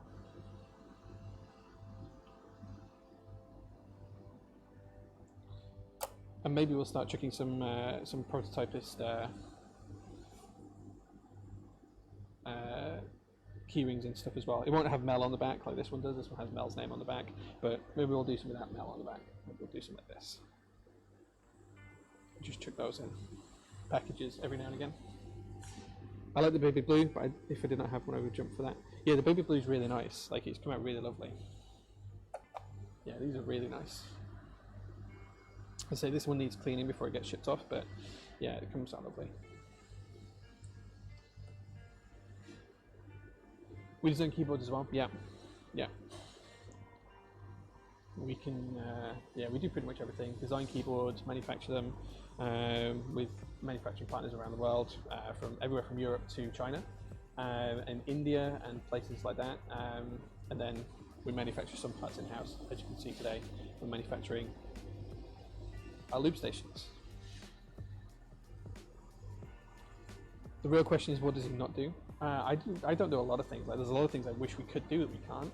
I wish I could drive that, but I can't. Not yet. Not quite, anyway. Maybe at some point soon. But not quite yet.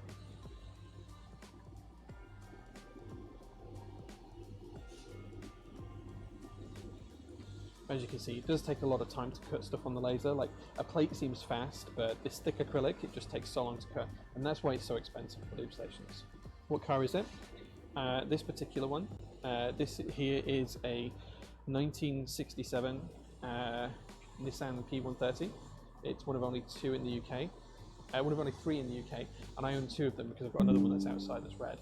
So, I own two of them. But yeah. If you'd like to see a little bit more on the car, I can show you with the other camera, if you'd like to see it.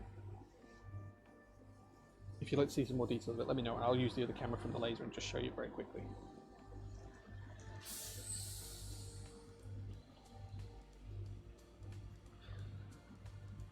Yeah, sure. Okay, I'll use this camera. Hold on, let me flip over. So I'll just use this camera just to show you guys. This is Nissan P130. Let's zoom out a bit.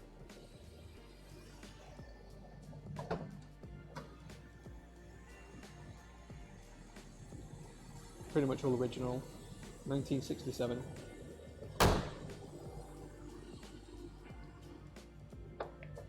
The back door's locked, can't show you in there.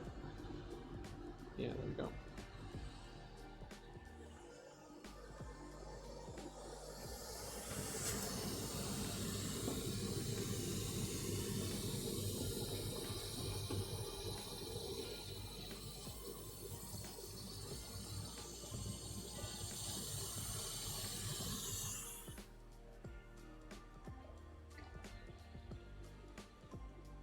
Yeah, I've got literally just outside the door. I've got a red one. It's not in as good condition as the black one is, but I have that. I also have the blue truck that's just behind here as well, which you can just see here. This is a 1974 Datsun 620, and then I've got a Datsun Fairlady Z as well in bright orange, and I've got a green pickup Datsun 521 truck. I've got a blue Peugeot 306 3-litre turbo diesel track car.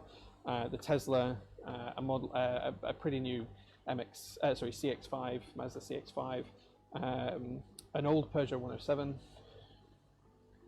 and then I've got a car on import at the minute, which has been imported to the UK, which is a Datsun H3 330 from 1974. I think that's it. I think that's it. Yeah, I'm a big fan of Japanese cars. JDM cars, huge fan. Huge fan of the JDM stuff. So we can see this is still cutting away.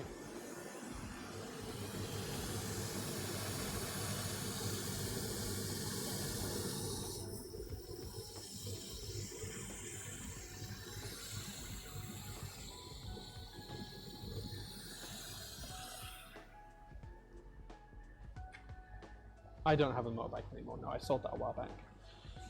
I actually sold a load of my cars to help fund prototypists when we first started out, and I think I sold 4 cars and a motorbike, and then I think we're back up to 10 cars now. I think Tesla, CX-5, 2 P130s, Z, 2 pickup trucks, the Peugeots, the H330. Yeah, 10 cars. 10.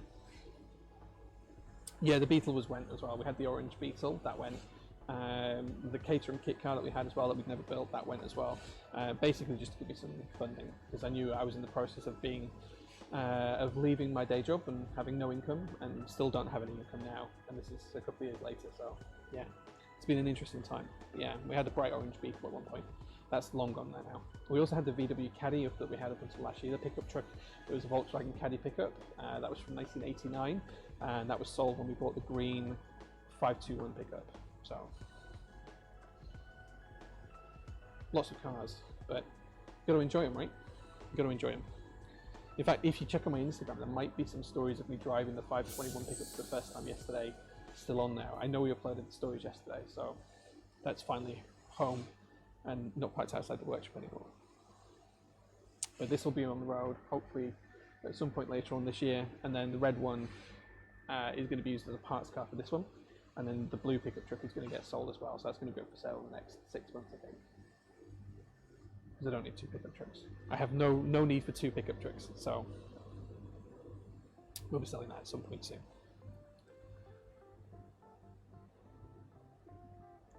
Okay, let's see how long we've been cooking now. This has been cooking for 52 minutes and it's still not done yet. It's a long time to make just 8 pieces. Stem holders and switch openers as always. Yeah, let me show you what we're doing with those. You can see that's the 3D printed switch openers. They're going at a nice pace, and then the other one is doing stem holders.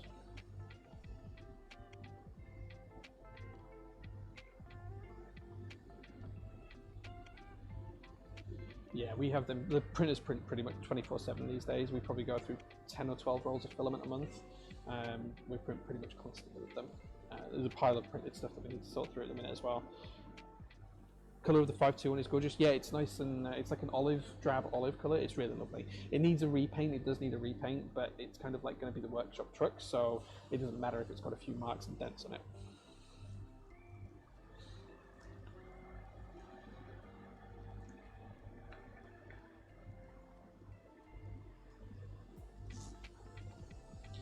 Yeah, I like my vintage cars. I like my keyboards. And I like my tools. I like to be able to make stuff, right? Like coming here and making stuff and being able to share that with you guys is kind of fun. One of the things we are going to be making soon is for friends and family. We've had Laser Boost make these for us, which are sheets of brass. These are basically brass. We've got some copper ones as well. And just for friends and family, what we're going to do is we're going to turn these into nameplate signs for houses. So we're going to have a piece of acrylic that sits over the top, like a little bit like this, like it'll be like that. But the acrylic's going to be like a dark grey colour, and then we're going to have like the letters cut out for the house and stuff like that, and you'll be able to see the brass underneath it. So yeah, we're going to make those just for friends and family, like for little bits of presents and gifts and stuff. And we have some in brass and some in copper. We've got quite a lot of them. That's something else we're going to be making at some point soon. We have made. Oh, these are just these haven't been etched, but we have made coasters as well. I've got some of these. I've got the Prototypist logo on, but these are just basically coasters. So we made a load of coasters. This is just plywood, but yeah.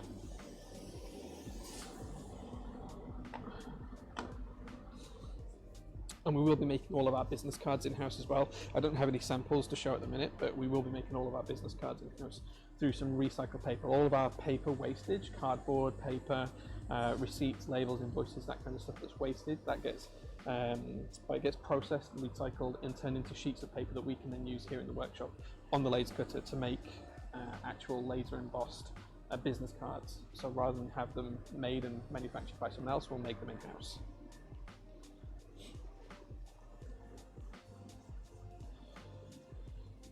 Gorgeous idea. I actually have some. Loves brass so much. Yeah, it's lovely. Can I get a fee engraved into that brass plate? If you buy one off me, yeah, you can. They're not cheap though. It'll be like 40 quid for one of the brass plates, but yeah, you can do it. You can do it. Just drop me an email and we'll sort something out for you. I haven't tried engraving onto the brass yet. As I say, we're going to cover them with like a grey acrylic, so you'll have like a dark grey acrylic, like almost like a charcoal colour, and then beneath it you'll have like the brass shining through, so through the letters and things. That's the plan. Any new news on double stage springs? No, I don't have any in stock yet. Hopefully I'll get some at some point. It's something I am working on, but we're trying to get a lot of different things in stock, and it takes a lot of time. It takes a lot of time sometimes. It's something our new project manager will be handling pretty soon. Pretty soon. But yeah, if you want anything specific making golden ratio, just message me. We can probably accommodate it. We're not going to be the fastest to do it because it'll take us a little bit of time to find a half day when we can have the capacity to do it. But we'll do it. We'll make it. Just need to bear with us sometimes while we get into it. I should make a check because I'm having to manually make sure that the Flame 60 doesn't sell out, because we only have 30 units that we can sell. So I'm having to manually check that we're not at 30 units yet. Let me have a look.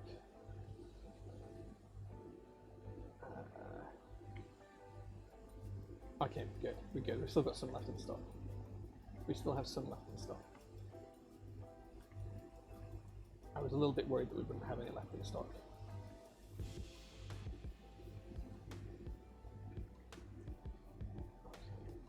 See how that's coming along on the cutting. Let's just change that camera angle so we can see what we're doing.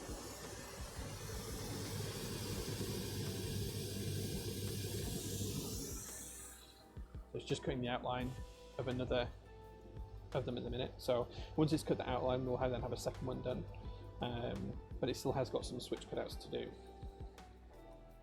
So it's kind of weird. It kind of maps out the optimal path for the laser to travel for it to take the least amount of time, and it tries to do all of the inside shapes first before it does an outline, but it will only do an outline once that particular part is finished. So it's basically mapped out a path that it can do everything in the most easy manner, and it just so happens that that particular outside path, after doing all of the inside cuts, happens before some of the other inside cuts happen, if that makes sense. I'm not sure I'm explaining that well, but it just means that some things happen in a random order.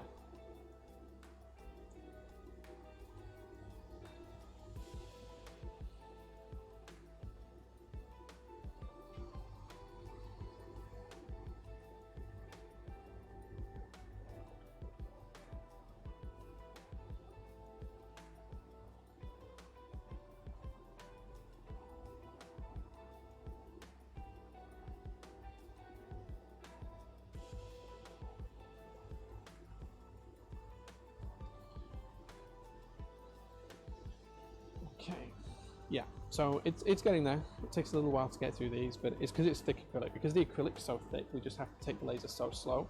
If we're cutting like plates, that's why it can move faster, because the material's not as thick, but for these thick materials, it does take a little bit of time. But it's getting there. It's getting there.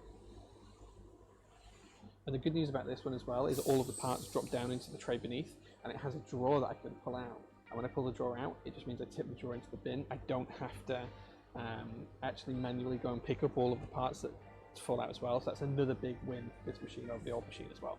It's a huge, huge win. This is 150 watts, yeah, 150 watts. And it's an RF tube, ceramic tube, rather than a standard CO2 laser.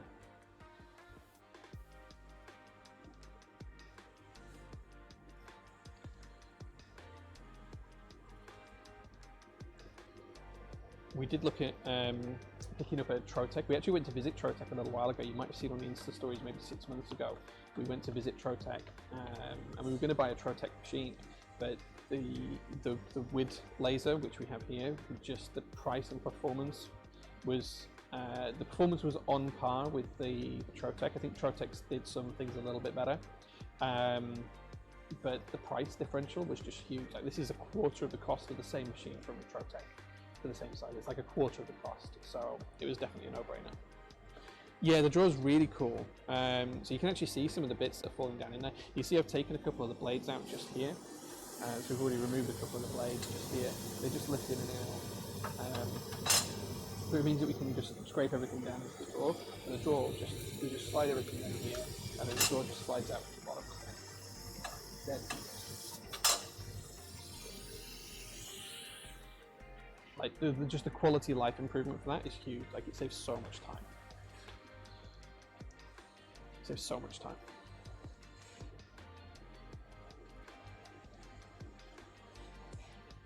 Yeah, Glowforges are great, but like the issue with the Glowforge that I found is that they often overheat really quickly, and you can't do long jobs on them. And the range of materials is quite difficult to do. I think they're only like 40 or 50 watts as well, so you can't do hugely thick materials with them. Like, we can cut 15mm acrylic on this at the same speed that this is cutting right now. I don't think you could do that on a Glowforge. You'd have to do like 7 or 8 passes. Yeah, Trotec are really good, but they're really expensive. As for the same size machine as this, the Trotec was well into the 6 figures, like well into 6 figures. Yeah, they're really good, but as I say, it's not something I need right now, isn't the Trotec, and this does the job just as well. The only thing the Trotec would be faster at is the engraving. The Trotec would be twice as fast at the engraving, but it would be the same speed at the cutting, so.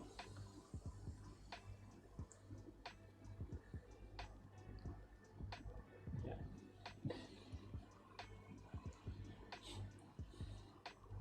I wish I could afford a Trotec, but like, it's just not a business expense that I need to pay for right now. Whereas this was quite justifiable. This was a justifiable number. The Trotec wasn't. Like, it just wouldn't have made sense. We'd have had to have that machine on literally 24 hours a day for a year at the prices that we charge, or we'd have had to double our prices for stuff. The power on this one, it's 150 watts, but this is an RF tube. It's a ceramic tube, not a standard CO2 one.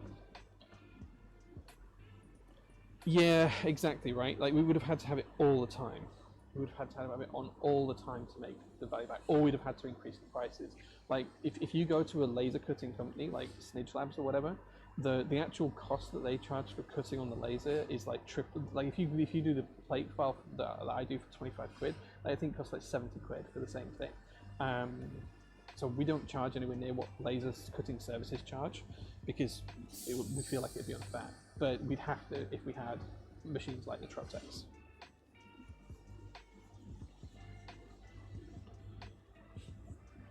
No, I have spoken to Keychron about stocking the Q2, which is something that might happen at some point soon, but it's not something that I would, necessarily purchase myself.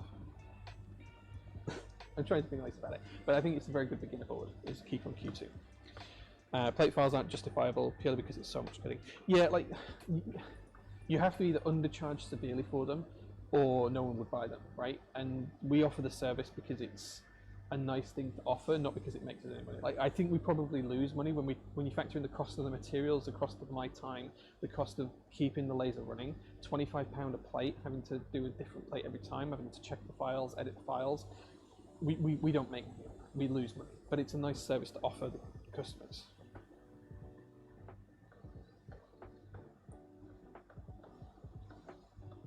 Yeah, Keychron did reach out to me about 3 months ago and asked if I'd be interested in buying some for in stock. It's something that we've talked about, but they're going to get back to me after Chinese New Year, so we'll see. We'll see. Yeah, still people complain that it's too expensive for a plate. I don't want to pay £25 for a plate. Well, you know, I don't know what to say to that. I can take step plate files, yes. The issue is with step plate files is if it's a 3D shape, if it has to have milled sides or anything, we can't do that. We can only do flush sides because of how the laser works. But I can, if you send me a file and it's not cuttable, I'll just tell you that and say that we can't do it. Like, I think people misgels how much setup goes into this. Like, I know it looks like I've done things really quick off the stream, but like I've got dozens and dozens of hours calibrating this machine. I've had engineers out who, from where I bought it from, calibrating the machine and making sure it's level and everything else. We maintain the machine once a week, and that takes a couple of hours. We have to buy all the materials in stock. We have to check the materials. We have to cut the files. Sometimes cuts go wrong. You have to redo it. It's a waste of material. You have to take all of those costs into consideration, and people just don't. No, I don't have TikTok, but I'm heavily active on Instagram. There is probably 20 minutes worth of stories posted most days on Instagram. So if you are ever interested in what we're doing on any given day, Instagram is the place to be. Even just developing the files takes a bunch of time. Yeah, like the loop stations and things that we did, that takes time. Like just creating the plate file. We don't create plate files typically, we'll use files that people send us, but we still have to edit them to make them laser cuttable, which does take 15 to 20 minutes of time sometimes. All the Insta stories. Yeah, I like to share what we do. Like, it helps me sort my thoughts out. Like, it's a really, when I share stuff on Instagram, it's really like therapeutic for me because I can show you guys what I'm doing. It helps me create like a list of stuff that I need to do in order on any given day, and then I share it with you guys, and you guys know what's happening. I'm open about everything. Like, there's nothing that I won't share with people if they ask nicely, apart from commercially sensitive stuff and customer information. But I'm happily to talk about anything that we do.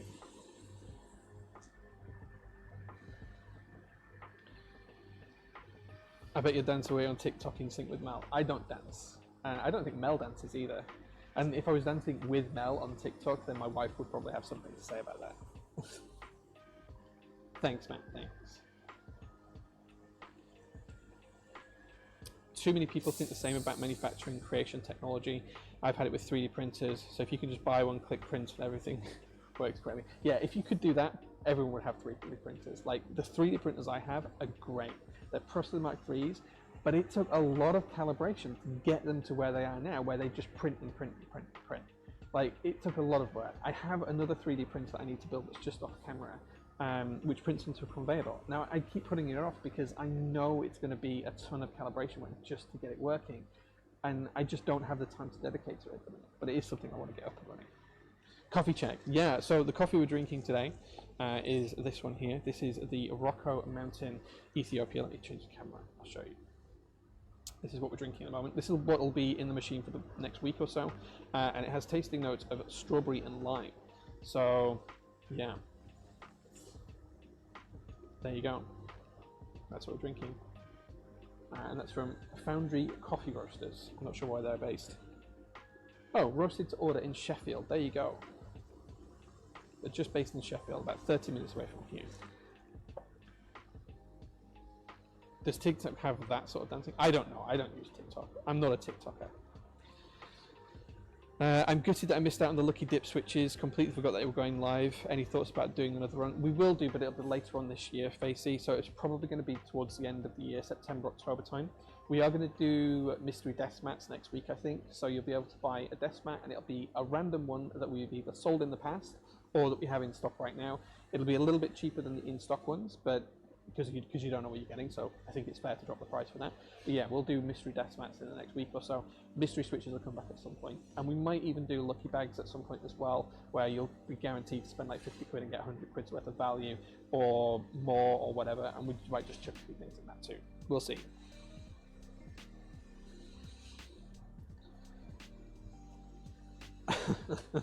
So if you imagine the UK and you put a dot right in the middle, that's pretty much where I am. If you put another dot about a centimetre below that, that's pretty much where Sheffield is. If you imagine like the UK shape with Ireland at the side, then put a dot in the middle, and then Sheffield just beneath it. Like it's kind of like off to the side a little bit, not much. Suppose those mystery sales are a good way of getting rid of some stock. I think everything we had would have sold anyway. What most of the mystery switches were when we'd had something in stock, like say lavenders, and we keep 10 or 15 bags back just in case someone loses an order, in case someone misses an order, in case an order gets lost or damaged, or it gets returned to us or whatever. So we keep 10 or 15 bags of those back, and we do that for every switch type. And then basically that's what the mystery switches were, as well as some other bits and pieces we had lying around. So it's not really stock because it wasn't listed as stock on the website. They've never been in stock, but it was stock that we had. So yeah. Sheffield is the start of the north. You're not from London, are you, Zizora? Because Zizora, Londoners would have told you this, the Watford Gap. Yeah, Lucky Dips are a great way of trying new things, and you get them for a bargain price as well. I think we were charging like 18 pence per switch for some switches. Like you could get 110 switches for 20 quid or something like that. It was nuts. Like the prices were just silly. Like they were so far below cost. If we do it again, the price will have to increase. Like we can't take that hit on it. Let's have a look and see how the laser cut is doing. Okay, we're getting there now. We're getting there. Not too much further to go.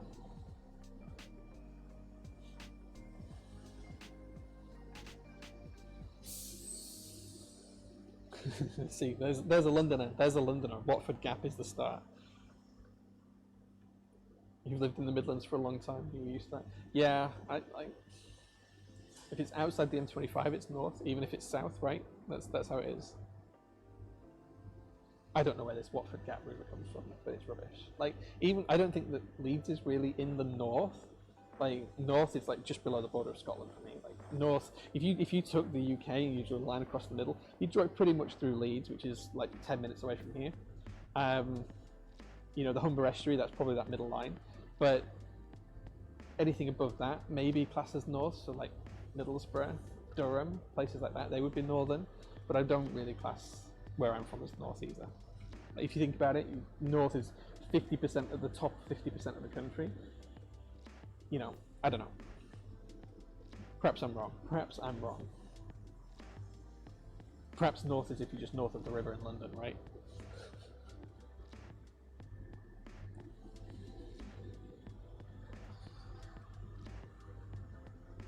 Okay, let's have a look and see how this laser's coming on. Okay, it's getting there. It's getting there. I'm Durham way, whoop whoop. We actually go up to Durham quite a bit because there's a really nice spa up there called Ramside Spa, and we go to that maybe every 3 months for a couples massage and therapy and meals out and stuff. It's nice. I moved to England a couple of years ago and I never understood this whole north-south debate. It's silly, Joe. Just don't ignore it. Just don't entertain it. It's silly. It's silly. Have we looked into any other plastics such as PEEK? Yeah, we've looked at PEEK. PEEK actually works better if you're going to mill it than laser cut it, but it's something that we might offer with some of the stuff we've got coming later on this year for plates only. So we'll see. We'll see. You go past Milton Keynes and start getting cold sweats. Just don't leave London, and then it's all alright, okay? Cool to see more keyboard people up north. Yeah, I think we're going to do a prototypist open day at some point soon, where people will be able to come and pop in to the workshop and have a look. Probably limit it to like 30 people, and basically be able to play around with my collection of keyboards, some of the stock that we have. You'll be able to buy things on the day if you want, maybe some slight discounts and giveaways and prizes and stuff. So yeah, it should be good fun. But we're going to try and do that at some point soon. We'll put pizza on and coffee for people as well.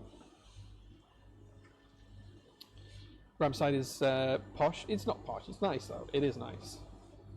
Good to play golf up there as well.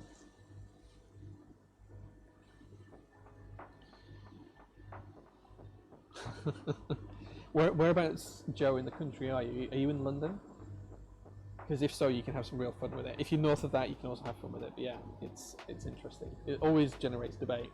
Like you say to someone from like, I don't know, Birmingham, that they're from the north, and they'll tell you that they're not from Birmingham. No, it's funny.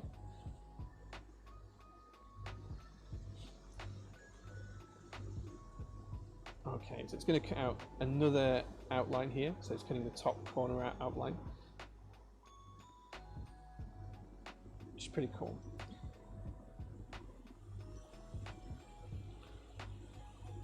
Yeah, dude. When you're in Leeds, just pop over. Like we have people come all the time to just visit and say hello. So like, if you drop us an email and let us know you're in the area, you can more than welcome to come visit.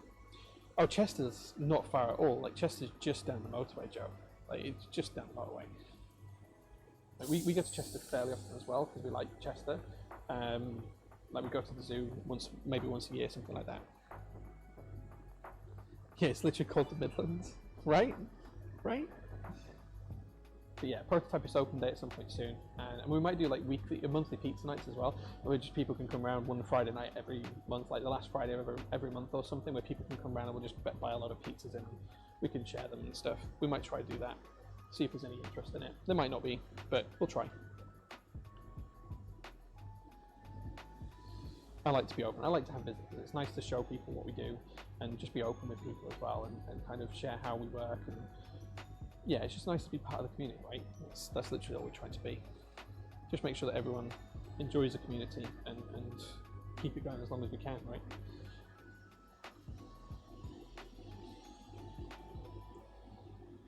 Peanut, thank you very much for the follow a few minutes ago, man.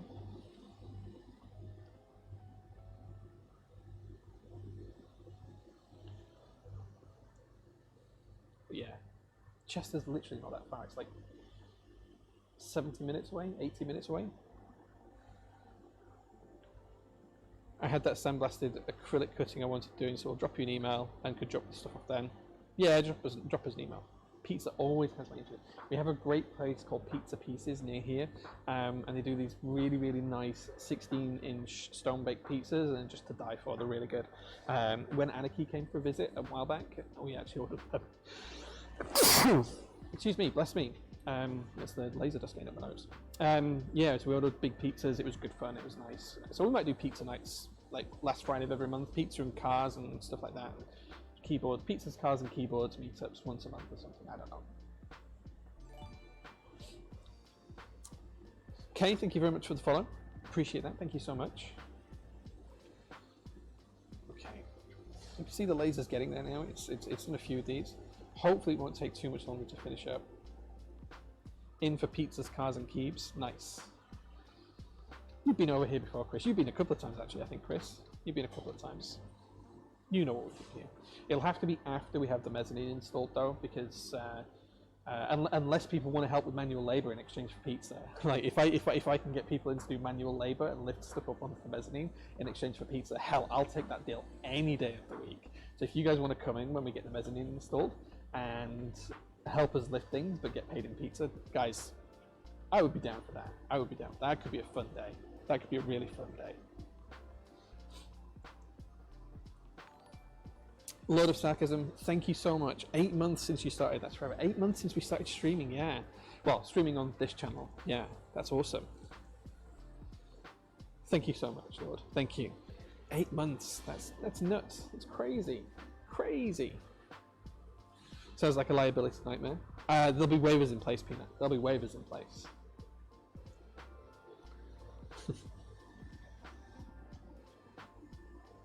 Like, we do have employee insurance and things, as of course we have to, but yeah, we just have some waivers in place. Facey, I thought you didn't leave London. I thought you didn't leave London, Facey. I thought you stayed in London, so sorry. But yeah, we will at some point arrange it, because the mezzanines should be ready at the end of January, so I'm hoping that we get it installed in like early Feb, and then we'll just need to spend a couple of days getting everything on top and sorted out on top of the mezzanine. And then once that's done, we can start to then, I can bring some cars in and we can get the cars lined up at the back of the bottom. Drag you outside onto the main road if anything happens, like they do on the Nürburgring. Yeah, nice. Nottingley, I think that's not too far. I recognise the name. I don't know exactly where. Let's have a look where Nottingley is. Let's have a look. Where's Nottingley?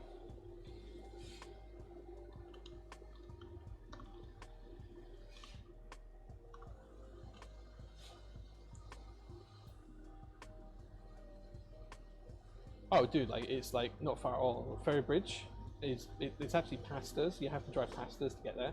Like Ferry Bridge is like 20 minutes on the motorway away from here. So we're literally just on the outskirts of Bradford. So I assume, Joe, when you're going there, you're going down the M62 and then you're coming off the M62 where the power station used to be. So basically, you just want to come along the M62 and then turn off at Bradford, and we're literally 2 minutes off the M62. You come off the M62 onto the M606 motorway, and then we're a minute away from the top of the M606. That's literally it. Yeah, we'll definitely do open days for people to visit, and we'll definitely throw some pizza nights on as well. Because like it's just nice to meet up with people, especially now COVID's becoming a little bit more easier to live with, and everyone's being triple jabbed and all of that. But we'll still stay safe within the rules. Whatever the rules are, that's what we'll follow. You can make special provisions. Thanks. I see. So you'll come all the way up here for a bit of pizza. Okay, we can arrange that. We can arrange that.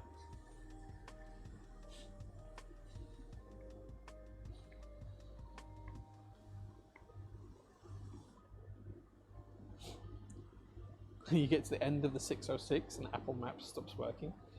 Does it? I've never had an issue with it, but yeah. Just call it after work drinks and you'll be all right. Yeah, right. Can be cheaper than a pizza depending on the ticket. Yeah, well, the pizzas where we ordered from, they're pizza pieces it's called. I think they're about £18 a pizza, but they're really good. Like they're worth the money. They're really good.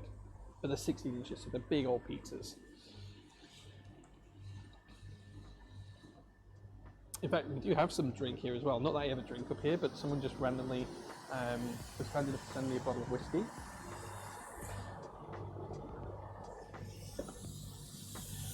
So this was my belated Christmas present from my next door neighbour. He works just through that wall. He brought me this, which was really nice of him. So he brought that yesterday. I sent them donuts for Christmas, and he gets me a bottle of 10-year-old Glenmorangie,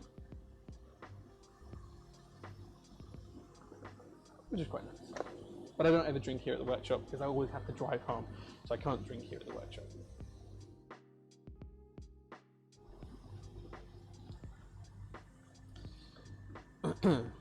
Might have to make that stop sometime. Joe, just message me. You're always welcome to pop in.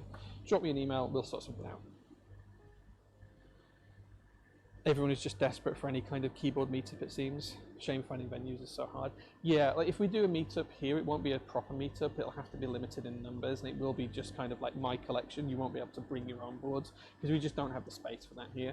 But we'll put coffee on, we'll put pizza on, and we'll make it a nice day. We'll make it a nice day. One day the Tesla can drive you. One day maybe. One day. Living in London and not driving makes it hard, but hopefully I could visit someday. Hey man, the train to Bradford is literally 10 minutes away, and if you arrange it with me, I'm sure I can pick you up from the train station. Like, it's literally 10 minutes away from here. It's not far. We could always arrange that. Like, I like to share this with people. I like to have people come visit. So, you know, you're more than welcome to arrange something. Just make sure you don't just turn up unannounced, because if you turn up unannounced, I won't let you in. We're not always here. We sometimes have to be visiting suppliers, or sometimes we work weird hours. Sometimes we're going to be streaming or have days off or be doing other stuff. So we can't always have people here, but as long as you arrange in advance, we can definitely accommodate it. Jay's cars can grab you. Yeah, if it's in the summer, I'll pick you up in the Z, right? As long as there's only one of you, because there's only 2 seats in that car. But yeah, we could do that. Or the truck.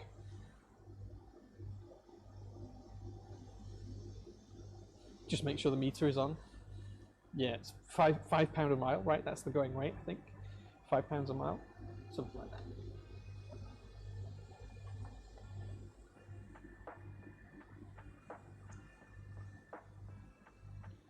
Hopefully the background noise isn't too loud, because I just, like, without my headphones on, it's pretty loud in here. Like, it's pretty damn loud in the workshop today.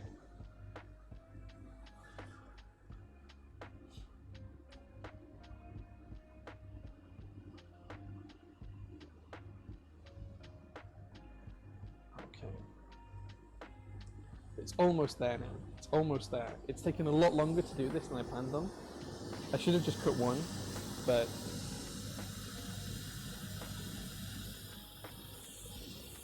yeah, it's maybe got another 20 minutes left, I think, and then we'll end the stream in about 20 minutes time. Yeah, I think it's got the rest of this one to do the outline, and then it's got the bottom three. There's like 4 or 5 more rows to do on there, and then I'll do the outlines and they'll be done. So I think about 20 minutes, and then once this is finished, we'll end the stream, because I can't go home until this finishes anyway. So we'll see how this does, and then we'll end the stream there. But as I say, these are coming off really nicely. They look pretty damn good. I'm pretty happy with these.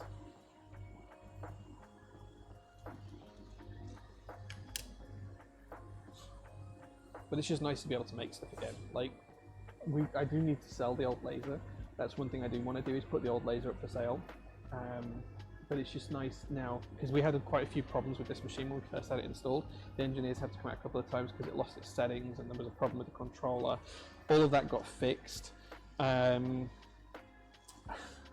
yeah, so it's just nice to be back up and running and making stuff, because we were down for like 4 weeks, and I know that 2 weeks of that was over Christmas, which sucked, but you know, it's just nice to be back up and making stuff again. This is the worst day off ever. It's a day off of prototypist, and it's a day where I'm prototyping, I guess. I don't know, yeah, my plan is to work a 4-day week, work 7 until 6, do 11 hours, Monday, Tuesday, Thursday, Friday, and then maybe a few hours on other days to like put products live or whatever, just as needed, or respond to emails. Mel's going to start coming in pretty much the same hours as well, I think. I'm going to have Wednesdays off, because I think a 4-day week is the future for people. It definitely makes you feel more productive, but I'll probably do a stream on those days off. Like, that's just how it's going to be. Yeah, I mean, we do a few different colors, like got the baby blue. We've got the yellow. Do the matte red ones as well. These, I think the matte ones are my favorite. Like the matte red is just really nice. Come on, focus, come on. There we go. And then of course we'll do some more in the purple at some point soon, because the purple is really nice. Like that just comes out lovely. So we'll do some more in that purple color at some point soon. I think it's room o'clock soon. JQ, I don't know how, I dread the day that I have to go back to corporate project management, and I know that I'll have to do it at some point. Like, I know that the keyboard hobby isn't going to be around forever. I know I'm not going to be able to do this forever, so I'm just trying to make the most of it, because I know one day I'll have to go back to that corporate drudgery, and I don't want to. I don't want to. The matte colours are lovely. Yeah, the other green we've got, the dark green is a matte colour as well. This dark green's a matte colour. It's a very dark green, and the glass green as well is like a matte effect. It's just really nice. That's got the sticker on the back there, matte effect. It's not clear yet, but it will be clear.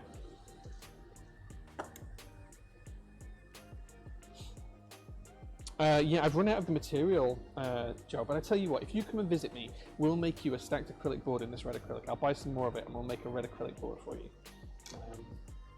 We can do that. But yeah, the matte colours are really good. Matte acrylics just etch really nicely. They just come out really, really nice. N360, thank you so much for the sub, man. Thank you so much. Thank you. Yeah. Hamon 2, April 3rd. It is indeed. It is indeed. You don't mind the corporate stuff as a whole. It's mainly the red tape and loopholes which you have to jump through to get from there. The bureaucracy just killed it for me. Like, I used to think I loved my job when I was in that kind of position. And the more I look back on it, the more I realise I didn't enjoy like 9/10 of it. It was just the delivery side and the actual technical side that I liked. So yeah. Yeah. Like, I hated having to play the political games. I was good at my job. I got everything done that I needed to, and you know, like any project, some things were late and some things were over budget or whatever, but like any project, it worked out just fine in the end.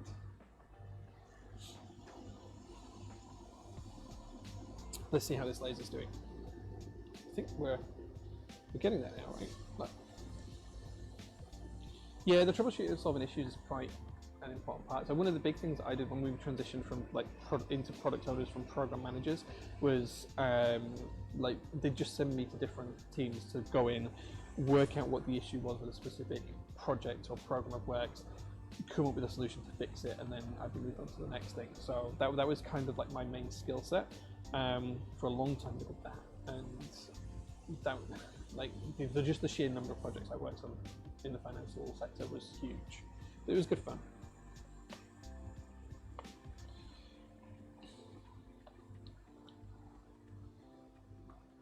Need to hop on an ISO set in R2. I have Hamon with ISO. In fact, I might have a spare ISO kit from round 1 because I bought like 6 of them. So maybe I have a spare ISO kit. I don't know. So it's on your JR1. It's so nice knowing that there's JR1s in the country. Like just knowing that people have got JR1s out in the country, it warms my heart. It warms my heart. Yeah, UK ISO in base is always good. But there is a UK ISO kit for Hamon round 1 because I bought like 6 or 7 of them to try and get it to MOQ. This was long before I was a vendor, so yeah.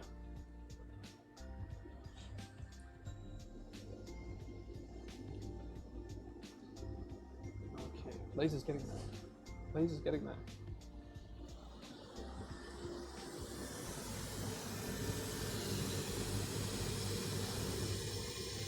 So now it's done this, it should do the outline for that one, and then I think it'll do the outline for the bottom one. And then just in this bottom corner here, there's the last one to do. Here's what's roasted in. So, adjust the pattern.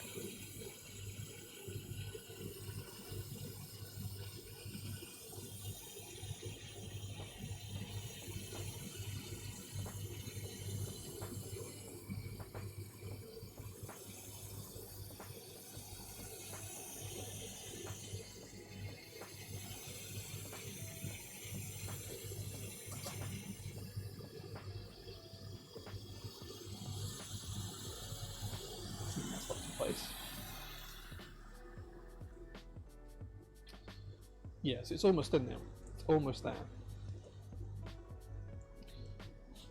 Speaking of JR1s, any ETA on the copper panels? So, just before I started streaming, we did get a box delivered. I haven't opened these up yet, so I don't know specifically what's in them, but I'm pretty sure that these are the copper pen rails. Should we take a look? Should we grab a knife? Where's my knife gone? My knife should be flying around somewhere. So I think these could, well, I mean, these need to be brass or they'll be copper. Let's take a look.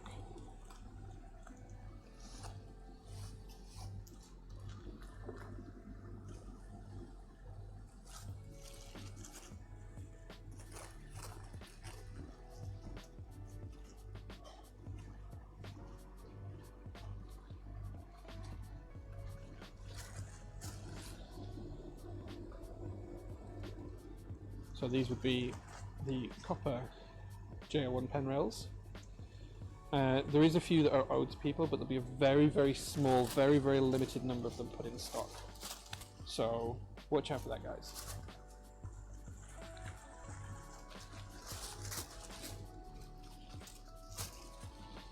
Due for cutting services, I was looking at getting a stacked acrylic board made, set myself a small project this year to make a soft board from scratch. Yes, I can do that for you. I just charge laser time.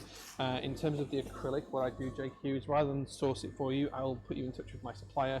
You can pick the materials, and once you send me the files, I'll tell you the sheet size you need to buy and how many sheets. You buy those, have them delivered to me, and then I'll cut it, and I just charge you literally the cost of the time on the laser. Crowther, thank you so much for the follow, man. Appreciate that. What's in the box? Open the box. Yeah. So yeah, we can definitely do that, JQ. We can work that out for you. ISO game isn't cheap. Yeah. R1 happened. I think was R1 2018. I think round 1 was 2018. I think. Yeah. So there's a few people who were going to buy the copper pen rails. They get first dibs. Whatever's left over, that'll be in stock on the website. So, yeah. We'll have more brass ones, and we'll have some raw aluminium ones as well, so that you can coat them and make them whatever color you want. So you could just like spray paint them, or you could plasti dip them, or you could Cerakote them, or you could anodize them, whatever you want. They're just raw aluminium. So yeah, we'll have a few of those in stock. These are the ones that they remade because they made the ones for the actual JR1 group by wrong. Because they put instead of putting the 3 holes on the bottom, 2 holes on the bottom, 1 hole on the top, made them completely unusable. So yeah, here we are.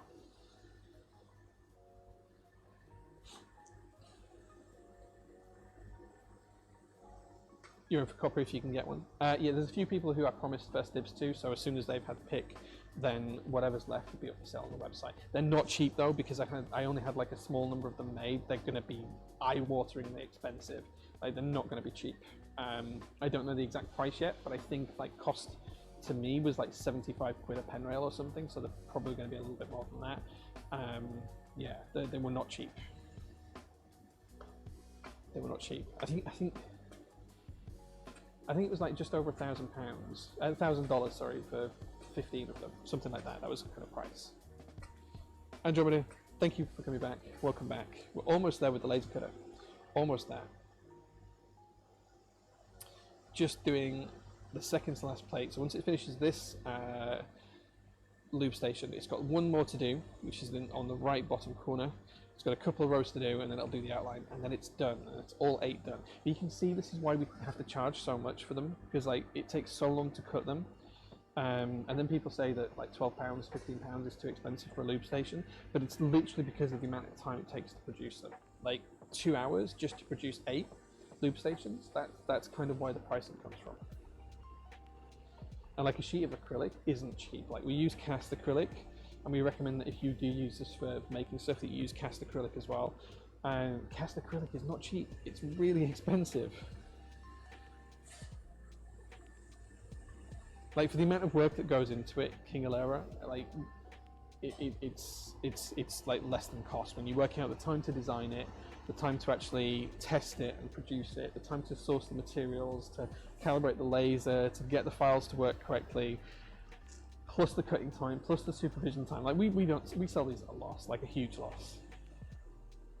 It's because it's just plastic. Yeah, people don't, and that's kind of like why I like to stream this, because it just shows people what goes into it. Like, I think we probably have to double the price on these to actually make a profit on them, and that's the thing. I'm not doing this to make a profit. We're doing it because it's a nice thing to offer the community, and it's just a nice thing to be able to say, if you want one, guys, it's there. You can get it, and it's as cheap as we can make it. Like that's pretty much where it is, and it's a high quality thing that's manufactured here in the UK. Like we're literally manufacturing it here in the UK. But we can only do that because I don't take a salary, and I don't charge for my time when it comes to laser cutting anything. I literally just charge for materials and the cost of running the laser. People complain about everything. Yeah. It's handcrafted. Well, I mean, it's not handcrafted because I'm not cutting these by hand, but yeah. To me, handcrafted means I would be with a little coping saw making all the holes and stuff like that, but yeah, I think people just want everything to be cheap, and like, sure, you could go to a company and mass manufacture these in like injection molded plastic, and you could spend £20,000 getting yourself set up to do that, and then you could make them for pennies a time, but you have to spend 20 grand up front to do it, and you could sell them for like 12 quid each and make a profit, but you'd have to sell a lot of them, and we just don't have that capability, so we make them on the road.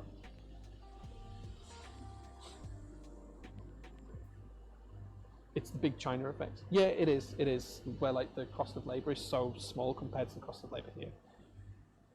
Thoughts about doing smaller lube stations, which someone's just for 8 to 10 bottom housings on and fit in one hand, would help with the back. If you want one, JQ, we can make you that. Absolutely, we can do that. 100% we can make something like that. That shouldn't be a problem at all.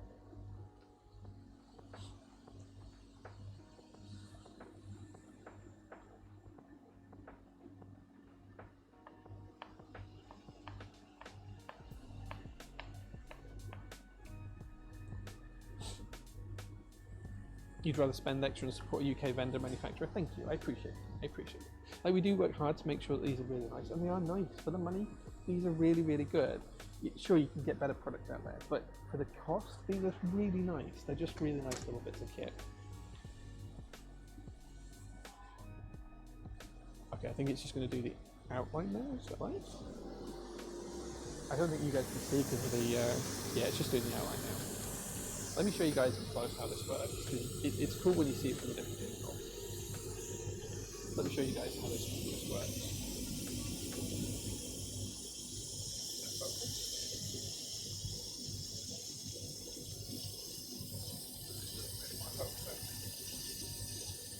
Go with camera focus.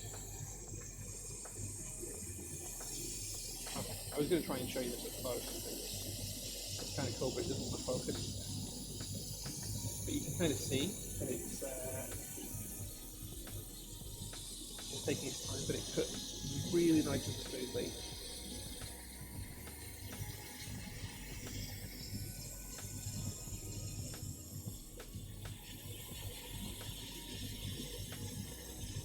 It's just a fun thing. It's just like a fun process to watch.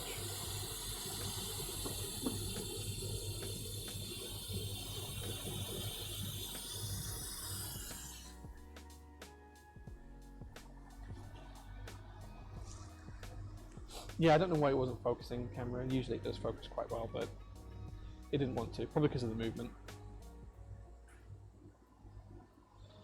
It's the same when people complain artisans are expensive. Yeah, but I think artisans are more accepted as an expensive thing, right? Maybe I just put googly eyes on the bottom of the laser. Maybe we just do that. Maybe that'll help it focus. Here we go, almost finished now.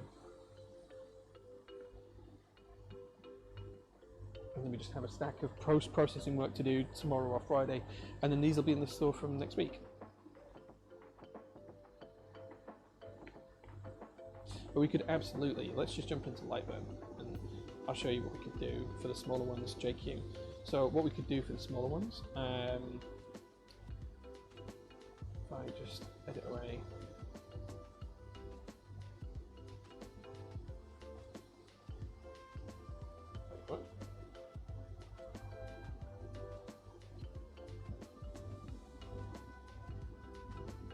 Why does it not want to edit it away? Anyway, what we could do is we could just create one that was like maybe like a 9x9 square.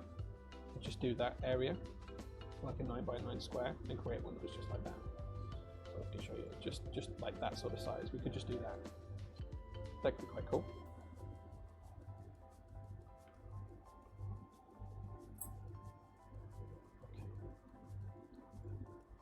But there we go, that's the laser job all finished. Now we can take these off the laser dead easily. These all should just lift off. So if I lift this sheet, it should all be left behind. Just give them a tap, just to knock all the loose parts off.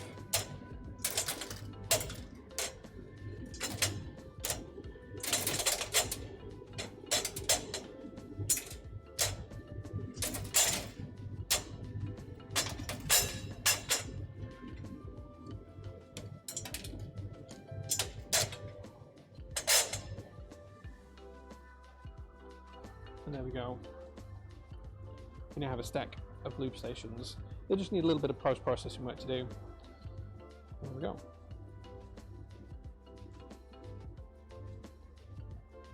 The leftover pieces are all recycled, and we're actually going to have them. So at the minute they're all recycled and they're turned into bricks that are then used for building. So it's like an amalgamation brick of different plastics. But we're actually going to be getting some of that material back. We're going to be doing something cool with it, so watch out for that. There'll be more information on that in a couple of weeks' time. I will hold on ordering from prototypers since the suggested tax to Sweden is like 100% of what the product costs. If you want to just order without using the thingy code, you don't have to pay upfront for the VAT and import duties, is what I'm saying. You can completely ignore the software that does that and just pay for shipping and then take the import fees at your own risk. But I don't charge you VAT if you do that. You don't pay VAT on my site if you do that. That's why the prices sometimes have weird pounds and pence if you're not from the UK, whereas the UK prices do include VAT and have the full 20% VAT added. What's the car behind me? This is my vintage 1967 Nissan P130. It's one of 3 in the country, and I own the 2 of them. I've got another one that's outside that's red, so I own 2 of those. I also have the Datsun 620 behind me, a Datsun Fairlady Z at home, and I also have a Datsun 521 pickup truck. I have a H330 on its way from Thailand, and a couple of other cars as well. I built a new warehouse from my lube stations. Nice, yeah. Yeah, so the plastics aren't discarded. King Alera, we 100% recycle everything. I don't think we have any output that isn't recycled, even like down to our coffee grounds. They're all recycled and sent for composting as well, so we pretty much have everything there. Lasers, yeah, Unicorn, we're just about to finish the stream. I was staying with my girlfriend in Norway for the last 3 months, ordered us 2 desk mats from PT and effectively doubled in price too. Scandinavia loves taxes. Yeah, I mean, like, as I say, you can pay the correct taxes at checkout, or you can take a risk and pay your import fees when they get to you. But like, I can't control what those taxes are. That's just what the taxes are, and I can't get around that legally, unfortunately. Shiny car is shiny. Thank you. Yeah, I've got 5 or 6 Datsuns, and I think we've got 10 cars in total. Does that mean you need to find the other one? So I know the person who owns the 3rd one of these in the country. There's only 3 of them. As I say, I've got 2. He's got the 3rd one. His is in much better condition than either of mine at the minute, but this one will be pristine by the end of this year. It's actually going to a well-renowned Datsun restorer here in the UK, hopefully in the next month or so, and he's going to just make it top tier. So that's the plan. Hey, Eneos, good to see you, man. Glad to see you. Was more of a slight against Scandinavia, don't worry. Okay, thanks, good to know. Right, okay guys, so that's it for the stream. I just wanted to share some more workshop stuff with you. I think we're going to be doing another stream later on this week. We're going to be finished off doing the next stage on the Lego Millennium Falcon, and then we'll be back with a keyboard build on Sunday. So if there's anything specific you'd like to see on those streams, let me know. But we're going to end there now, and I'm going to have to go put all these cameras back in the office because they're all now out across the workshop. And then it's time for me to go home and have some lunch because it's like 3 p.m. and I'm starving. So I'm going to do that. Thanks very much for watching, guys. I'll be back again soon. I hope you enjoyed the laser lessons, and we'll make more stuff very, very soon. But thank you very much for watching, guys. Bye-bye. Bye.